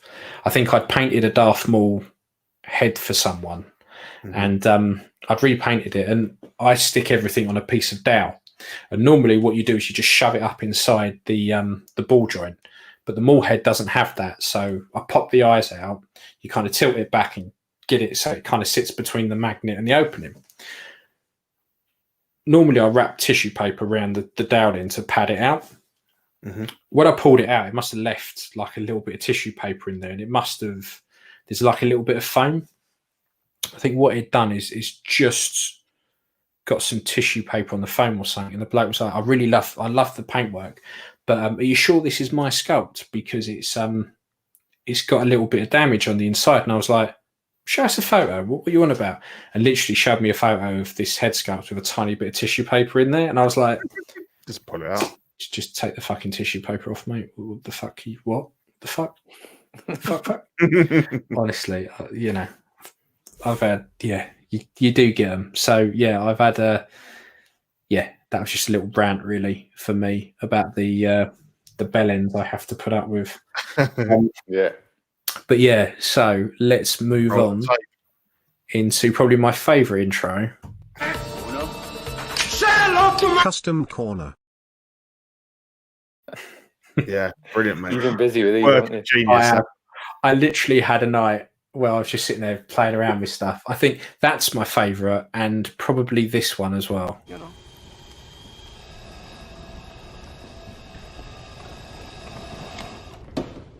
How about new? So that's a good one. See, what I should have done was played that just before we kicked Eddie. Yeah, exactly. So anyway, Custom Corner, and we can start with Steve this week. Yeah, I'm busy. Well, busy when I get 5 minutes.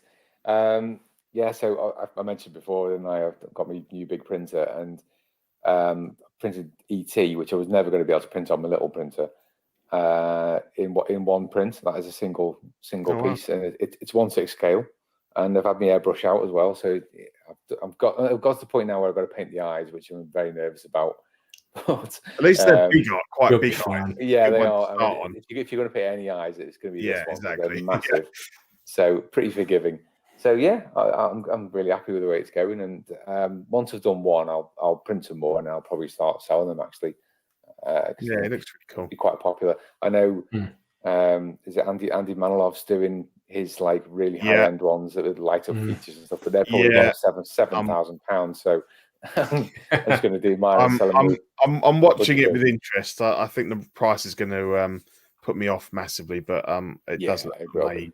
Yeah, it does look awesome. But his stuff's always not cheap. So no. So yeah, anyway, I'm doing the budget range. If you want the okay, yeah. Well, I think if I don't end up going with that, I'll hit you up for an ET. Yeah, definitely. And then I bought next one along is Axel Foley. So this is early whip. I've still got loads of foots in, and I need to change I've just cut the bottom off the jeans because they weren't the right ones, and then I'm going to get some Nike trainers. But yeah, that's coming along all right. I just need to love it. I've wanted an Axel for ages. Yeah, it's a great sculpt as well. I'll take some proper photos when I've got it all done as well. So yeah, that's where what I've been getting up to. I finally finished my it's not quite finished because that's the head off of my DX mall that I need to swap over. So what I tend to do when I do a DX repaint is I will take, if I've got shitloads on like I have, I take mine that are painted off of mine and send that and put that on that. So what I did with these was I dyed the body red because I was conscious about paint rub and stuff like that. So I dyed it red and then painted the tattoos on. But when I dyed it, it actually dyed it really close to the Hot Toys red that's already on the scope. So I thought, okay, I'll just plonk that on for the time being. But all on this mall, like Clone Wars mall, the legs, the gauntlets, and the belt bit, that's all 3D printed by 1/6 Clones. He does all 1/6 scale clone armor and all of that kind of stuff and sells it all on eBay. And the legs are designed so the proper legs just slot inside them, which was a way better way of doing it than trying to actually design some robot legs. So I think this came out quite well in the end, because it didn't need a lot of faffing about, because originally the idea was this was just going to be like a shirtless kind of Mythos type mall. And then I've been after these kind of Clone Wars legs for a while and decided just, fuck it, I'll order a pair. And I think the legs, the gauntlets and the belt bit were about 80, 90 quid shipped from America. So it wasn't too bad. And then, you have to paint it, but wasn't the end of the world. And then I think I dyed, those trousers are actually indie trousers. I just dyed brown. And then the hands, I dyed those black because I couldn't find any black gloved hands. So I just dyed a set black. And then, and also because I had the dye out as well, that's an old Sideshow Qui-Gon robe that I dyed black. So yeah, it's come out okay. So the idea is I have that, and then I have the two Mandos that I did kind of flanking him. So they can kind of go as a trio kind of thing. But I've got you paint the tattoos or you use a marker? I painted them. Just use paint. I've tried doing tattoos with marker pen before. It's a pain in the ass. So I just painted them on. I mean, I hate really, really nice and clean. That's, So I hate doing tattoo body work. So that's doing. Then I've got this one that I'm finishing off, which is that Mall Killer. So that again is a dyed black body. And then I just paint the tattoos on. But the advantage is when you dye it is you don't get any paint rub because it dyes the joints. So and what I want to do is if I can find a cheap enough Python, is see if it dyes that and see how that works with it. See how easy that is to do. Because I've got this guy Tony sent me these like Japanese like warrior things to do, and they use that big fat I can't remember who makes it. I think it's Worldbox, the big fat Worldbox body with a giant belly and tiny little dick on it. That's it.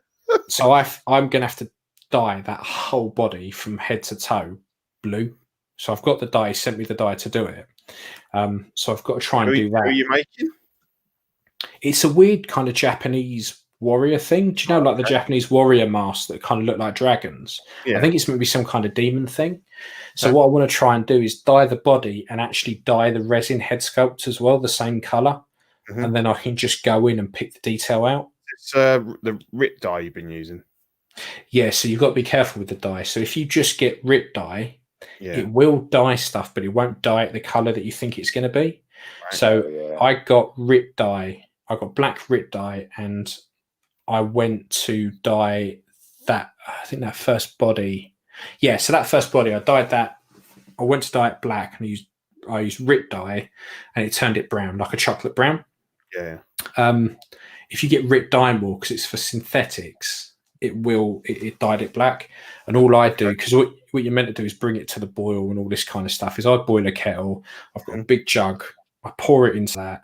I add some washing detergent and pour probably half the bottle of the dye in there, stir it up, and then I just leave it in there for like 5 or 6 hours. And then if I want to do something big, I just flip it over. But what you have to make sure you do is you do that twice, because you'll put it in and the joints will be up against the body. Yeah, so you just need to make sure when you pull it out, you're moving the joints. You don't get any lines, because the only bit it really struggles with is on the bodies. You've got the hard plastic waste that sits underneath the rubber. It doesn't touch that for love nor money. It does everything else, but it really doesn't like that bit. But yeah, so I'm having fun messing around with dye. My missus hates it because it's ruining the kitchen. But I was going to say, you pour it down the sink afterwards and it stains the sink. I'd be too scared to do that. No, well, we're lucky. We got a stainless steel sink, but it's more just little droplets. It just splashes, and you think, I evidently got a load of red up the tile and I didn't notice. It's so shame. She's not liking it. No, but no. So that was it really for me. I haven't really worked on much else apart from a couple of head scopes. Like I said, I've got a few quarter scale bits I'm working on, like the Vader stuff. How's Marion doing? She's still on her stick. She's still there.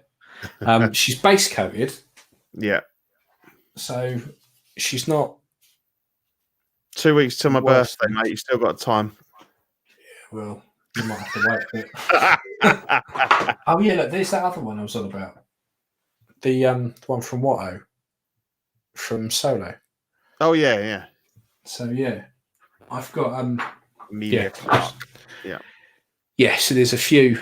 In fact, I'm doing this for Watto as well. He sent me the files and I printed them off, but I just need to do a bit of filling on that one. But the the Rebels. Nah, this is the concept art ones. Oh, okay. Ralph McQuarrie one. Yeah. So he sent me that and the belt boxes and all of that to print up and paint through, which would be cool. I mean, imagine that in quarter scale. That would be cool. Mm-hmm. So plenty of stuff to crack on with. So so it's a time of the show where we like to thank our Patreon subscribers.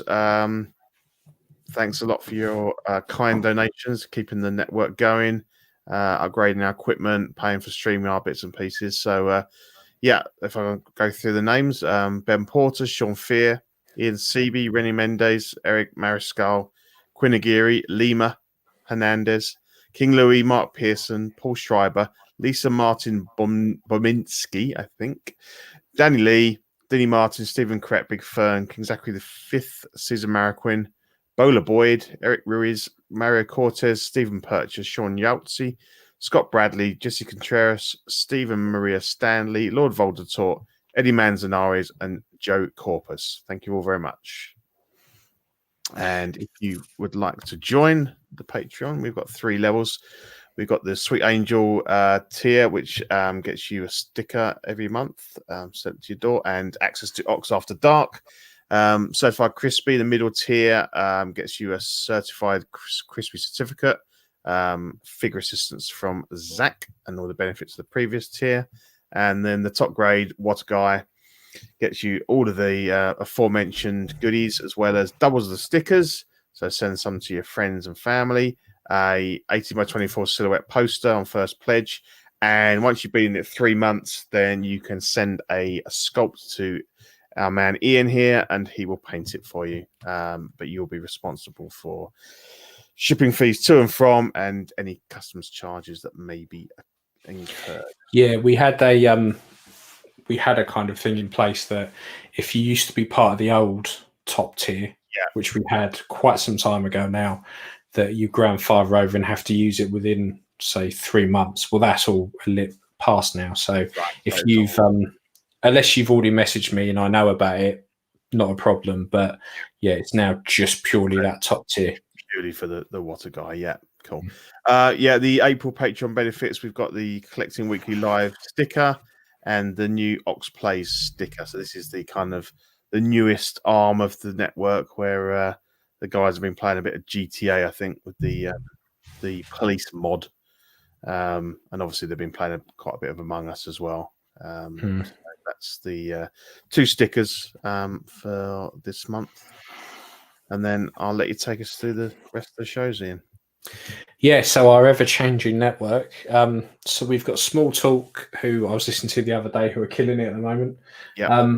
They do kind of the smaller, like Hasbro-y kinds of stuff. The I can say 12-inch, then that's us. The 6-inch type figures and that. You got Collecting Weekly, which is the main mothership. They record every week. Yeah, so I was listening to them today. They are killing it. You got OFAC, which is us. Collecting Rarities, which is our main man Rainer, with all the Stranger Things in collecting. You got the Joy of Hobbying, which is Zach and his Tinkerings. Creeps R Us, which is Manny, with all the insane spooky shit that goes on. We've got Collecting Weekly Live Unboxing, which is everyone opening up all of their crap. We got Ox Plays, which is again Zach with his new computer playing Grand Theft Auto and any other game from 2010 really. We've got After Dark, which is I want to say the ruder side of the network, but it's not really after listening to us Whit Long for a bit. No. Yeah, which is fun, which they do quite a bit. And then we've got In and Outs, which is up until Ox Plays was the newest. Which is our main man Mario. Yeah. So we got quite a full little network there. Yeah, well, good stuff. I think we lost Steve, but that's fine. We're he texted his apologies. His battery was dying on its ass. Okay, yeah, that's cool. Well, he made it 99% of the way, so that's not just got to the end and it went. Yeah. No, it's good to have him back on. Yeah, it's been a good one. More, going forward. Yeah, it's been a good one today. Yeah. I've quite enjoyed it. 40 next time. I know we might have to try and do a bit of a giveaway for 40. Yeah, that'd be good. Assuming we haven't bit off too much. Yeah, cool. Right, cheers guys. Thank you all very much, and we shall see you next time. Cool. Bye.